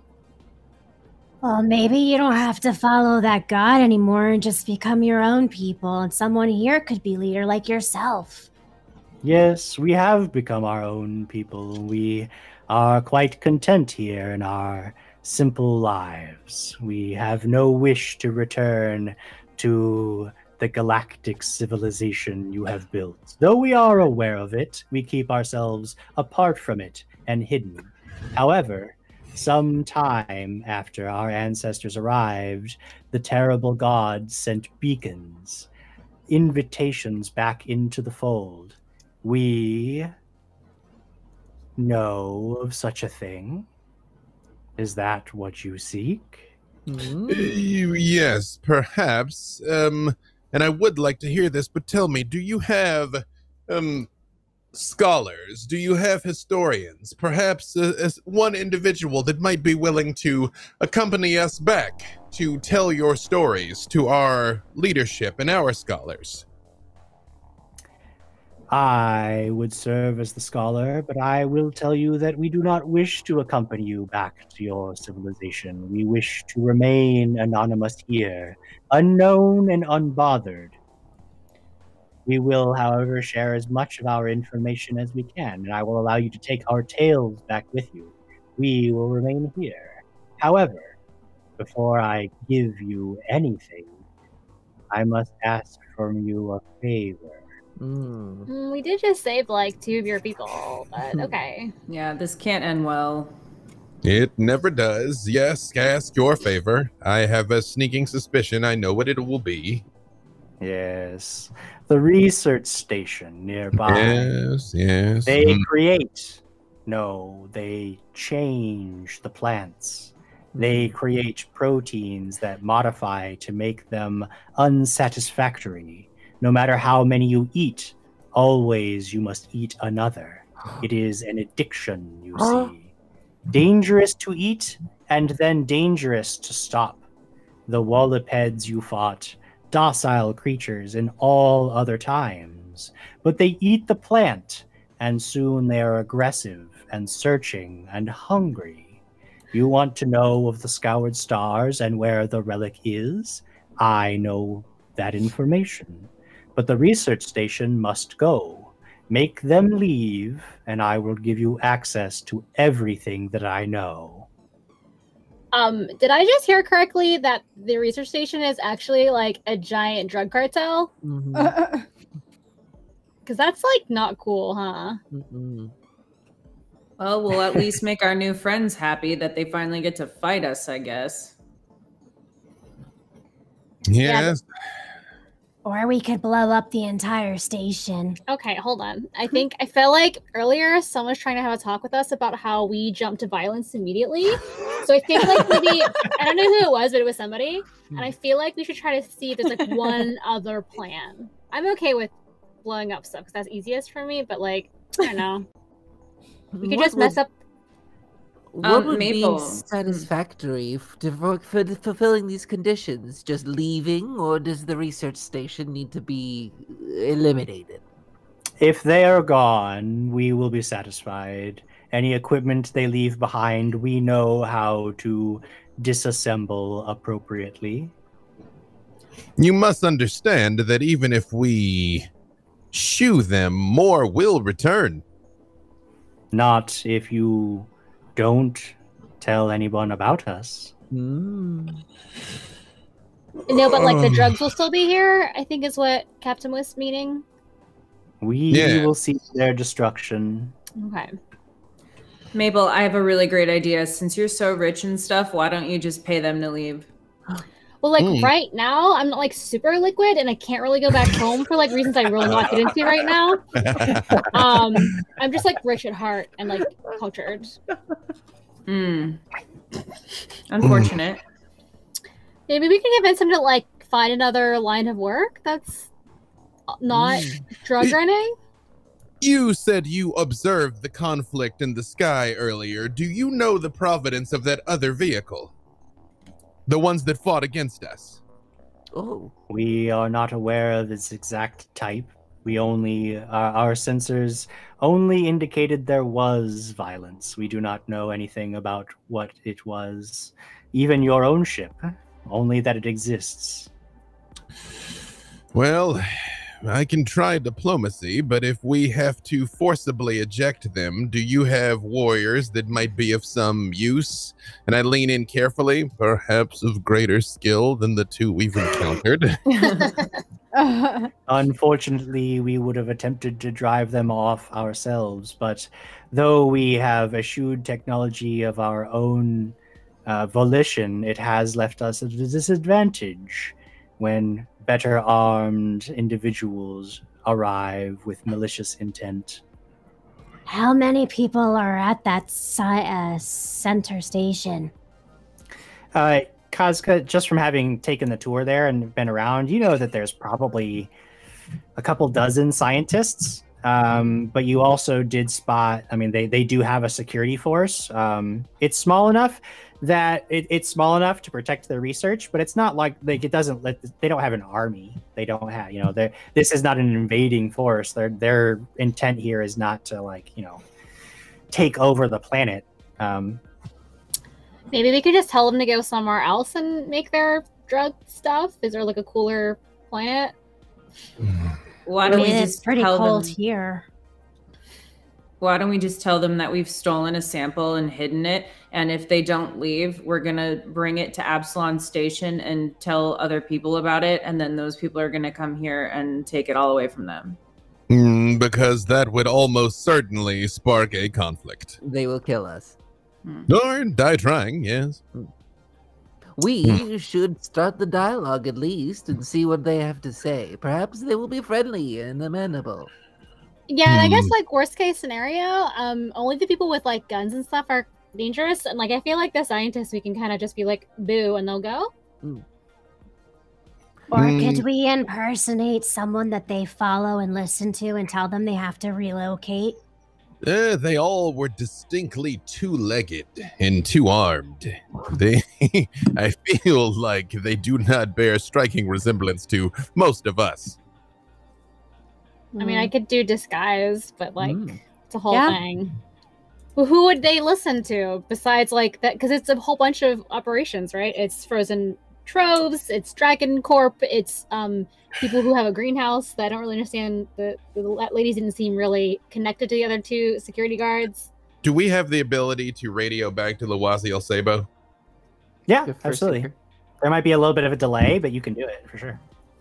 I think we need to radio back to headquarters for this one. It will have resounding impact on us and near future events pending how we proceed. And I would step away from this local lady and I'm like, Miss El Sabo, we have located the individuals we were after. They do in fact possess the information that we have requested, but they've asked us to drive off the competition that we have encountered here. It could get complicated. There is definitely a delay. You know that it could be up to an hour before you get a response. Is there anything that anybody else wants to be doing in that time? The Izelguans seem to have no problem with your presence. They're quite friendly. In fact, as you guys are standing there sort of just waiting around, Narma does thank you once again for providing safety for her hunters, and even presents you with some of their equipment. Equipment? And, yeah, you get food. Like, she'll feed you for sure. Presents you with a little bit of equipment. She gives you 2 Sentinel spears, but more interestingly, she gives you 4 Mark II Mind Link circlets. She says, I regret that I don't have one for each of you, but I believe that your Sheeran companion already has the telepathic bond that this creates between those who wear them. I have it too. Well, good for you. Well, then there's an extra one. The Mind Link circlets allow you basically to telepathically communicate with one another within a certain range, just like limited to telepathy like Haven has and like Maple has.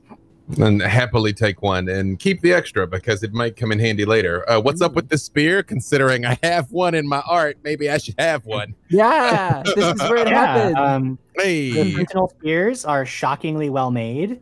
They are basic melee weapons that deal 2d6 piercing damage. They require 2 hands to wield. They have the analog trait, block, and thrown traits, so they can be thrown at a range of 20 feet. Nice. Guess who's got extra hands to still hold a gun? Yeah. Hey. Yes. Yeah, I'll take. I could go pure Pong Krell and carry both of them. That'd be metal. But no, I would like one of the spears for sure. Yeah. Sure, yeah. Well, there's 2 of them, so you grab one of them, and there's another one that's either up for grabs. You could sell it later. They're actually worth quite a bit of money too. I was looking at their level 8 items that are 10,000 credits each if you sell them. So, I may not be keeping it. Yeah. Or use it to bribe people. While we're waiting for her to radio back, I just talked to the team and I'm like, unfortunately, despite my own not insignificant skill with diplomacy, I think we're probably going to have to drive them out by force. And if that's the case, then surprise is probably our best bet. I vote we find a way to sabotage that large tower and render the station useless before embarking on any other hostilities. It may also be beneficial to focus on the security force surrounding the doctor herself. She doesn't seem to be a threat, nor the doctors inside. Yes. Yeah, let's try to kill like not as many people as all of them. I mean, we never kill anyone that we don't have. Well, okay. Today, we don't have to. Okay, but first the tower, because maybe they'll just get scared and leave. Although, when it goes down, what is our plan? We know the dragon breathes acid, so I think we should probably eliminate him first. Was he a him or was he a her? I wasn't clear. Her. Yes, eliminate her first. I really think that we should probably just go back to the research station and have this taken care of as quickly as possible. I agree with you. As So, a backup, Narma, before we leave, these wallop heads you said were particularly feisty. Perhaps is there a chance we could have some of them on standby to create a scene or... Oh, a stampede. A stampede. Yes. They are not domesticated animals that we keep, but if you found some, you could try to herd them, I suppose, using survival checks in a way that I certainly didn't anticipate. I will allow it. I mean, we've because all it seen sounds Avatar. cool. How could you not have anticipated We also have their food with us. Oh, yeah. Yes, that's true. But keep in mind the ones who were violent or drugged up ones. So I don't know Right. how we feel morally gray speaking about True. drugging animals to help fight us. So like, Just an idea. We find the ones that are already twisted up. Yeah. Okay, dude, on the Yeah. way back sounds great. Yeah. Do you guys wanna spend some time trying to see if you can track down If wild we- No, wallabies? let's go pew pew. Come Yeah, on. if we None see of do us have it. animal handling. We've established Yeah, that's not our yeah. jam. We're fresh. And It was we're a about to good go. idea. We're about to go test our handle animal skills on this dragonkin. So let's go. I'm just waiting for Luasebo to respond. Yeah. I will just say, Casca, Volterix, you two definitely take out the dragonkin as soon as they reveal themselves. Yes. Indeed. And Yeah, you get a, go ahead, sorry. no, please. You eventually do get a response back from Absalom Station, and it is your part of the delay. Apparently, was some people on the station doing some research into this winter harvest, and you get a confirmation that they are a shell corporation being used by Frozen Trove. Frozen Trove, you should expect harsh resistance from any security forces, violence likely unavoidable, but the research teams are very likely unaware of the full extent of what they're even doing, and can likely be driven off once the security forces have been overcome.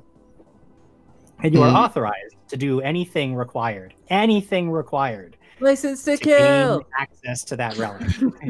The last thing I will send, if we don't report back within 24 hours, send reinforcements. Absolutely. Yep. Then I'm like, we should go to the tower then. All right.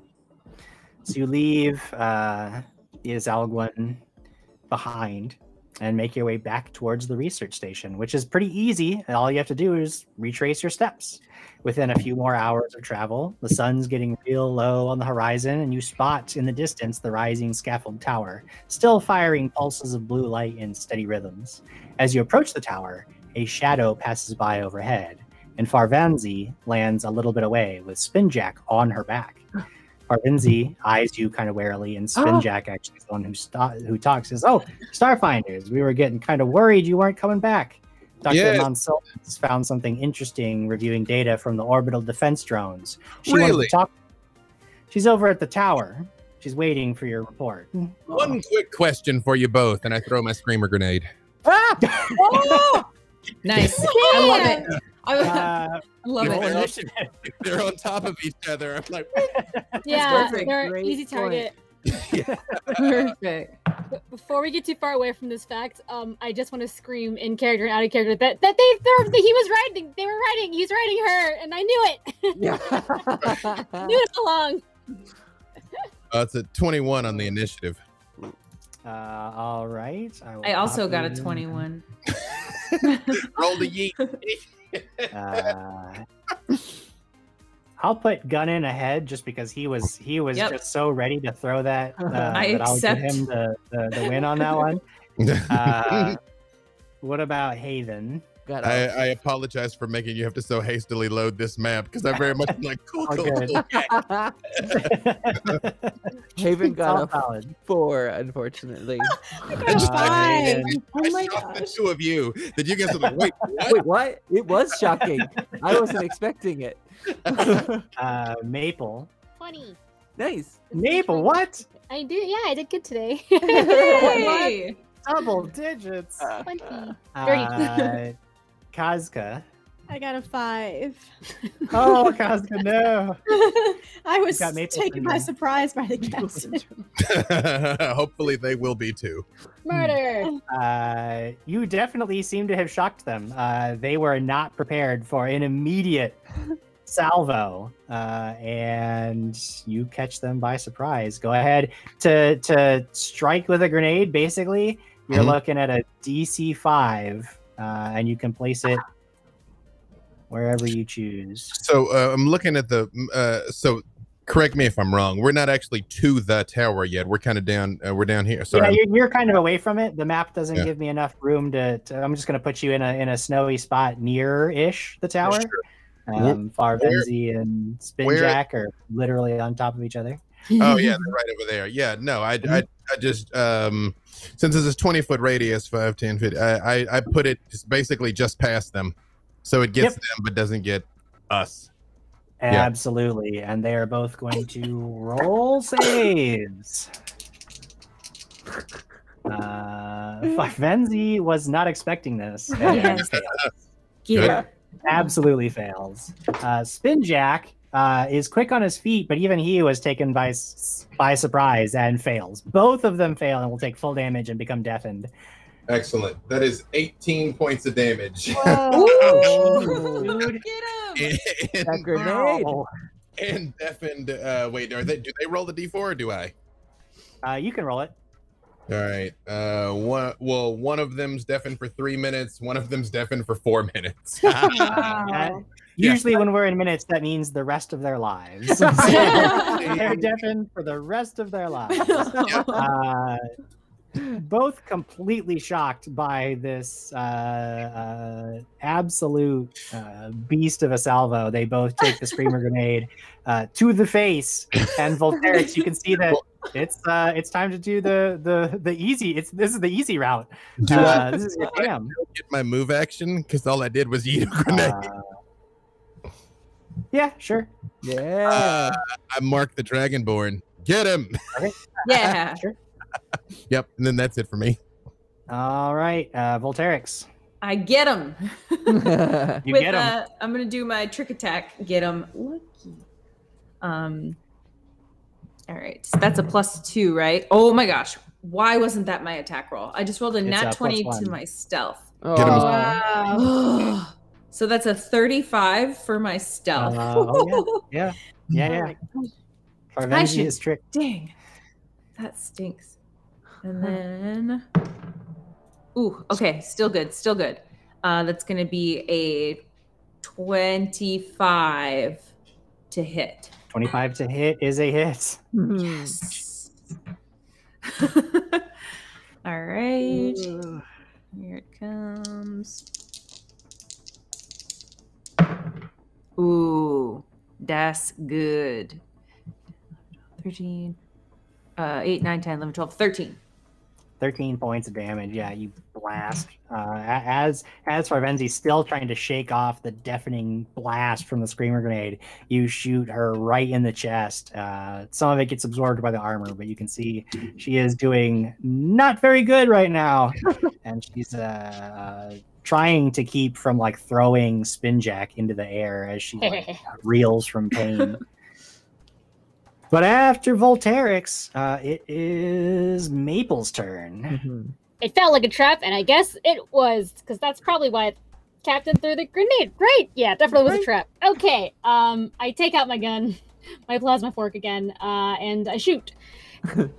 And what does the get him do? +2? +1 to your attack +1? roll. It'll be 2 eventually, but right now it's just 1. That's a nat 20 +1. That means anything. Double Dragon's damage. getting lit up. Double damage. Double damage. Get her! Does your weapon have any critical effects? Oh yeah. It says a knockdown. Ah, from the air. Yeah. So that is a Sorry, Jen. 4, 5, 6, 7, 8 times 2, 16 total.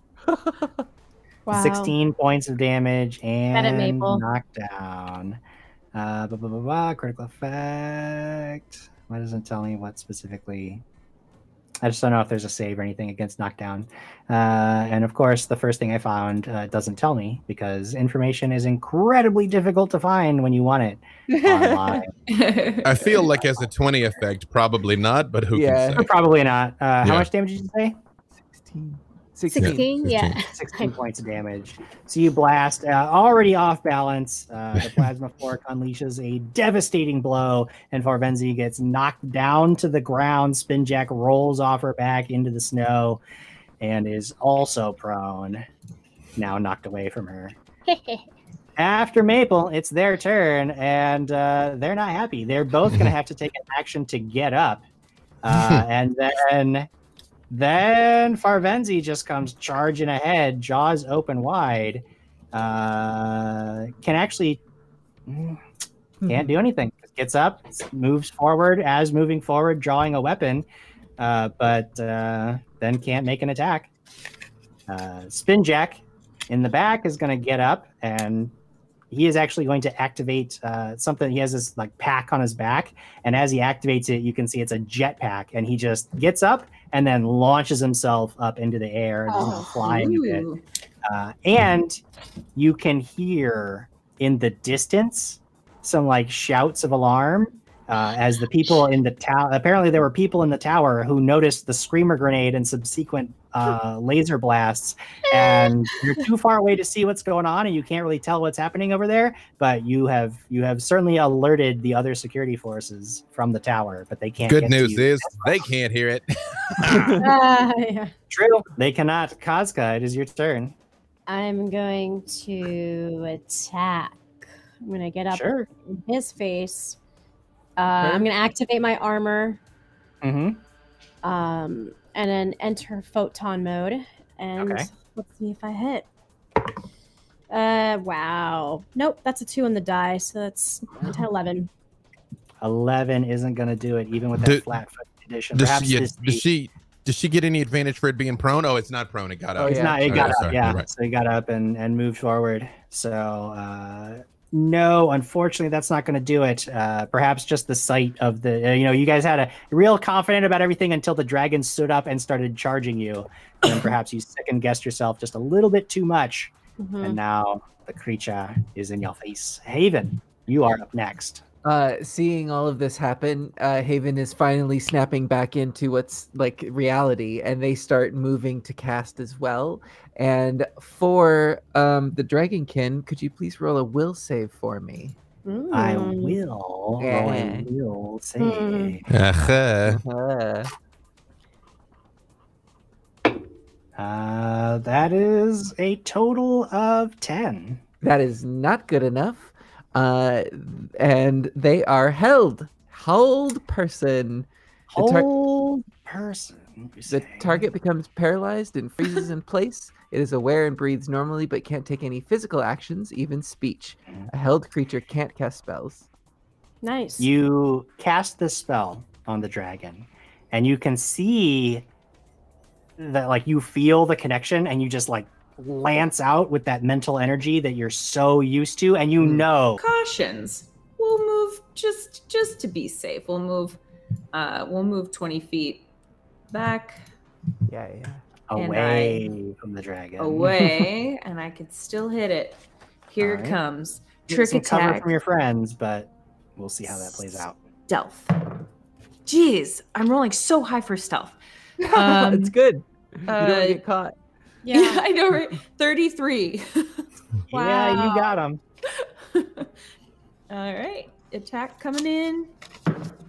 Ooh. Okay. Do I get an extra one from gunning? Not you didn't currently. hit him last round, yeah. Okay, 25.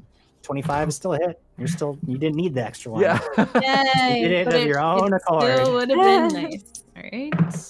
Ooh, okay. Oh, that was almost max damage there. All right, that's going to be 12 points of damage. No. 12, 13, 14, 15 points of damage. It's too much. I always forget to add my +3. You blast Farvenzi, right? Like you see her serpentine head goes back as she inhales this great breath. You know what's coming. So you take aim and fire, striking her right in the throat as she's about to spill this billowing cloud of acid in front of her. And her neck explodes and her whole body flops into the snow. Acidic bile just spilling now out onto the ground at her feet. And Voltarix. Oh, sorry, go ahead. I was just saying, since I'm so much bigger than Casca, I just kind of like try to cover her as everywhere. Aww. Yeah. Sorry, Voltarix, go ahead. Oh no, I was just gonna. Voltarix will probably say under her breath something like, "See, you could have been a little bit nicer." Could have been a little bit nicer. Voltarix. The penalty for rudeness is death. It is Maple's turn next. Farvenzi is dead. Spinjack is like hovering up in the air, and you hear him like scream, "No, you bastards!" You do. To be fair, we gave you a chance. And I cast fear, and I hope. Okay. Needs to do a will saving throw, please. Will save, you say? All right. He's not the most willful person. Good to know. Let's see if he can get lucky, though. Yeah, has to hit a 15. It's exactly in the middle with a total of a 16. Oh. What? Oh, so he beats it. Okay, he still is going to be shaken for 1 round then. All right, so he's going to take a -2 penalty to basically everything he does on his round, but he doesn't have to flee at least. I feel like I should get advantage because fear unlocks the target's deepest nightmare, and I feel like we just like made one happen in front of his face, which is super dark. But so, Michelle, what? I'm going to be honest with you. You feel like you should get more things every turn. Every action, you feel like you should do more. And she's right.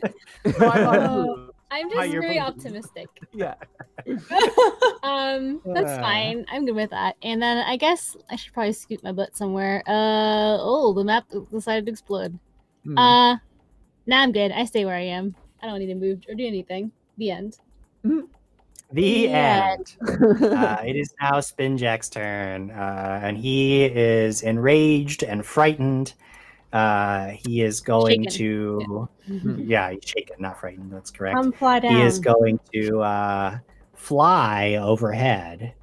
He knows that Voltarix is the one who took out Farvenzi, and he seems to be quite upset about it. He boosts his jetpack, flying just overhead, and starts raining down blasts from the laser rifle in his hands.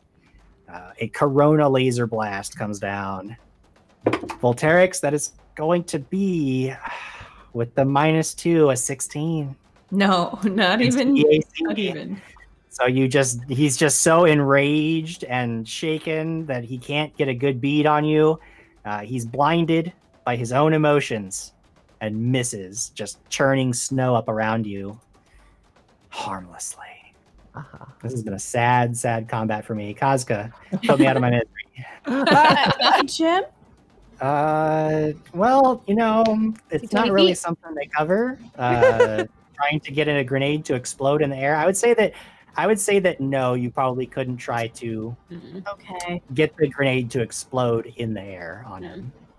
Okay, because I have a tiny little skip shot tactical pistol. So we may need that grenade to bring down this tower, so it works out.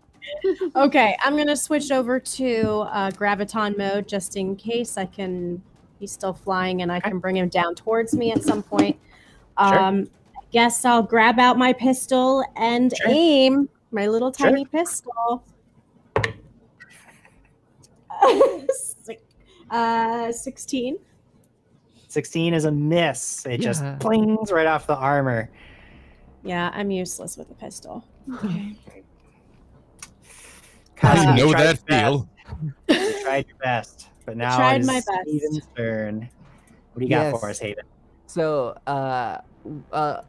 last time we had a bit of treasure that was left to recover, and Haven got a new piece of equipment that they're very excited to showcase. So they're going to take a little bit of time to draw this, to change what weapon they have out, and then take a quick 5-foot step. No, don't do that, map.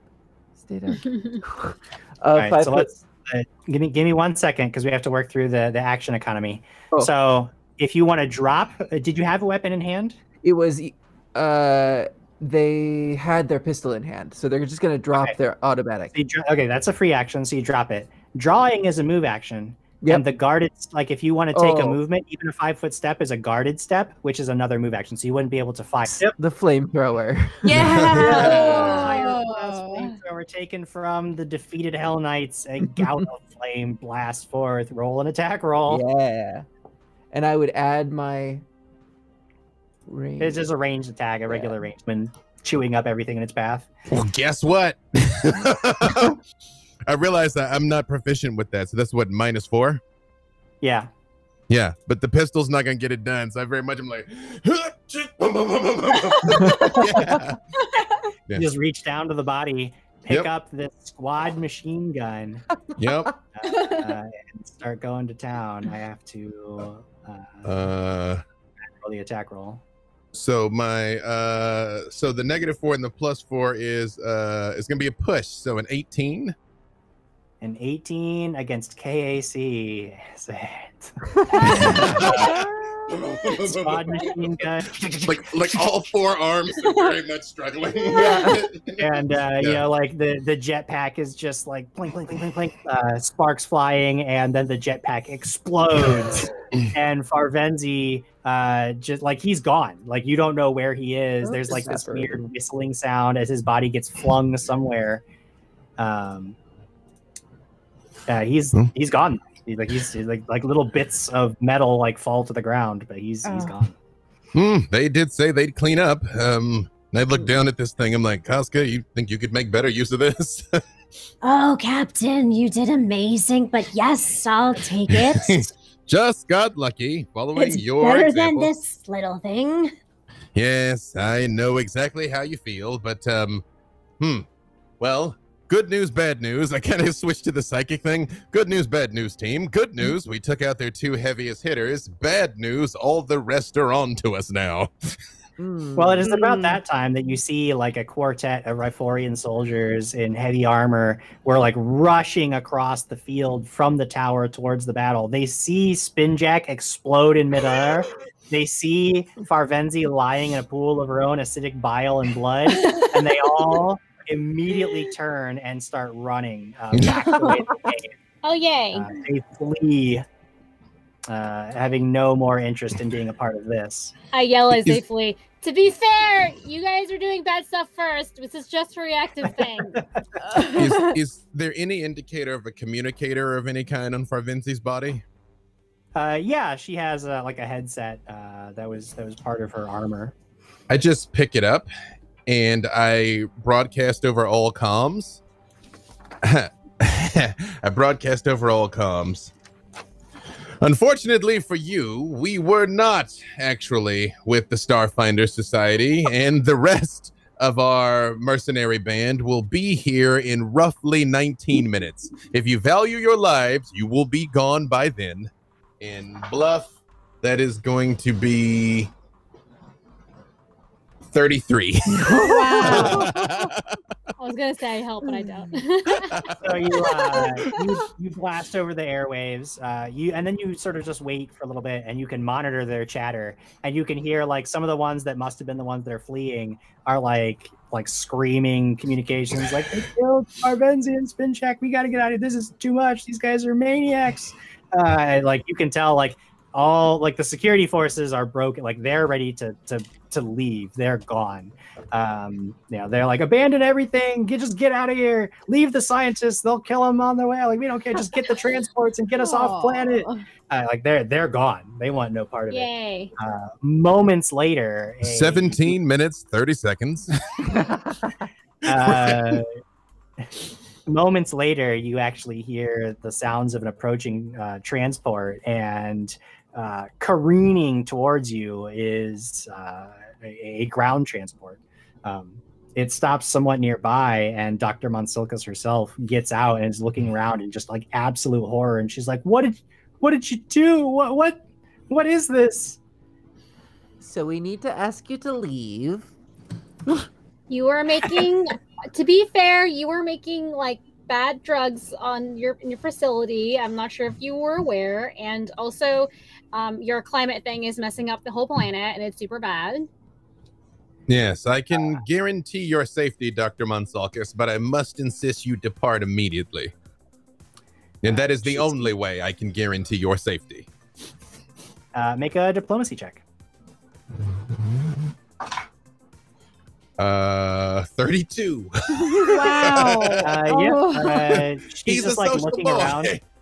Yeah. She's looking around at the destruction, and she's just like okay, we'll leave. Everybody's pulling. It's just chaos. The whole thing's gonna fall apart anyway. Just don't hurt anybody else. We'll leave. We're gone. Your ship is fine. We haven't messed with it. I don't understand any of this, but we'll go. We will forget that we met you, Doctor. She hops back in the ground transport and heads back in the direction of the station, waiting around for another 10, 15 minutes, just sort of taking stock of the situation and tending to what, I don't even know if any of you were wounded, but they're collecting some of the equipment and whatnot. You can actually see bursts from the station as orbital shuttles are like taking off and leaving. They are fleeing the station as quickly as possible. And you realize that by the time you get back, there's likely going to be no one left. High four, everyone! Yeah. High four. Not gonna lie, it feels a little weird, but okay. Yeah. As a point of order, Haven does pick up their assault rifle that they dropped. Yes. Yeah. You gather up all their equipment, which I've already added to our treasure tracker list. You find an SDEX Suit 2 with a jetpack upgrade. You find the Corona laser rifle, a Thunderstrike pulse gauntlet. Oh yeah. An officer ceremonial plate. A basic dragon glaive. Officer's ceremonial plate. Wow. Some of the fleeing soldiers dropped auto target. You find an auto target rifle that was abandoned, and a suit of soldier armor. Hell yeah! Possibly some solid upgrades for those of you looking for some new equipment. Yeah. You gather up all that. You're fairly certain that the researchers are going to abandon the station, so you head back to the Exalguin encampment. When you make it back, Narma is very happy to hear that the research station has disbanded.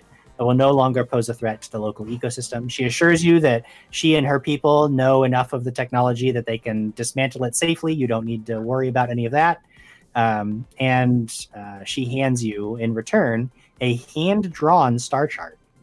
At a cursory glance, tell that this is the current system that you are in, with a small moon marked. Narma points to it, says, "This moon is Izal 4.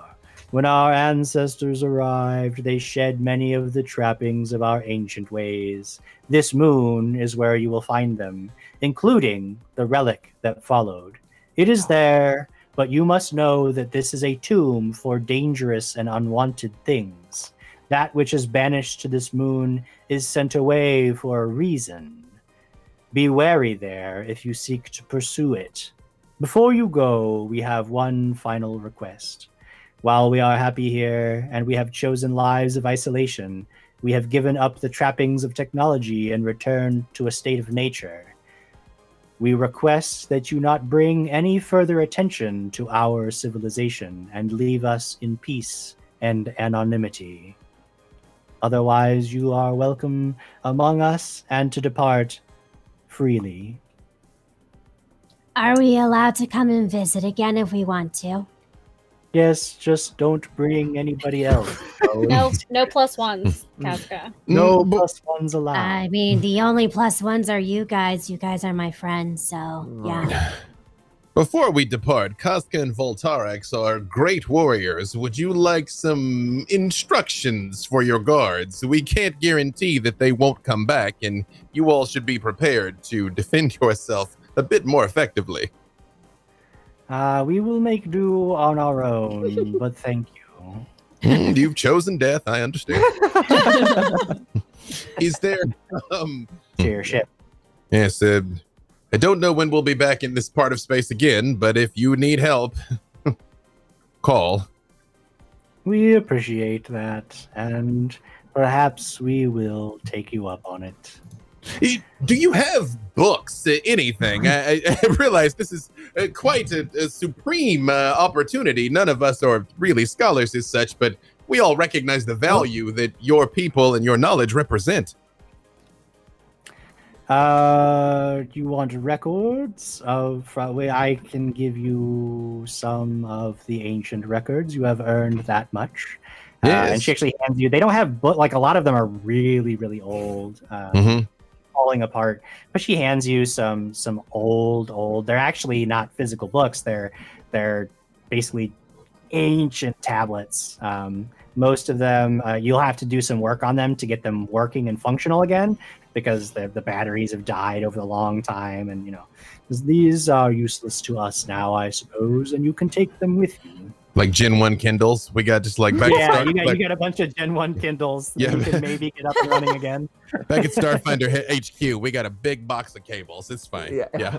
Right. Yeah. You got the right adapters. Royo will be able to hack into these, no problem. I just look at Voltarix and I'm all like, I think this was your best mission so far, Voltarix. Excellent work. Oh, thanks.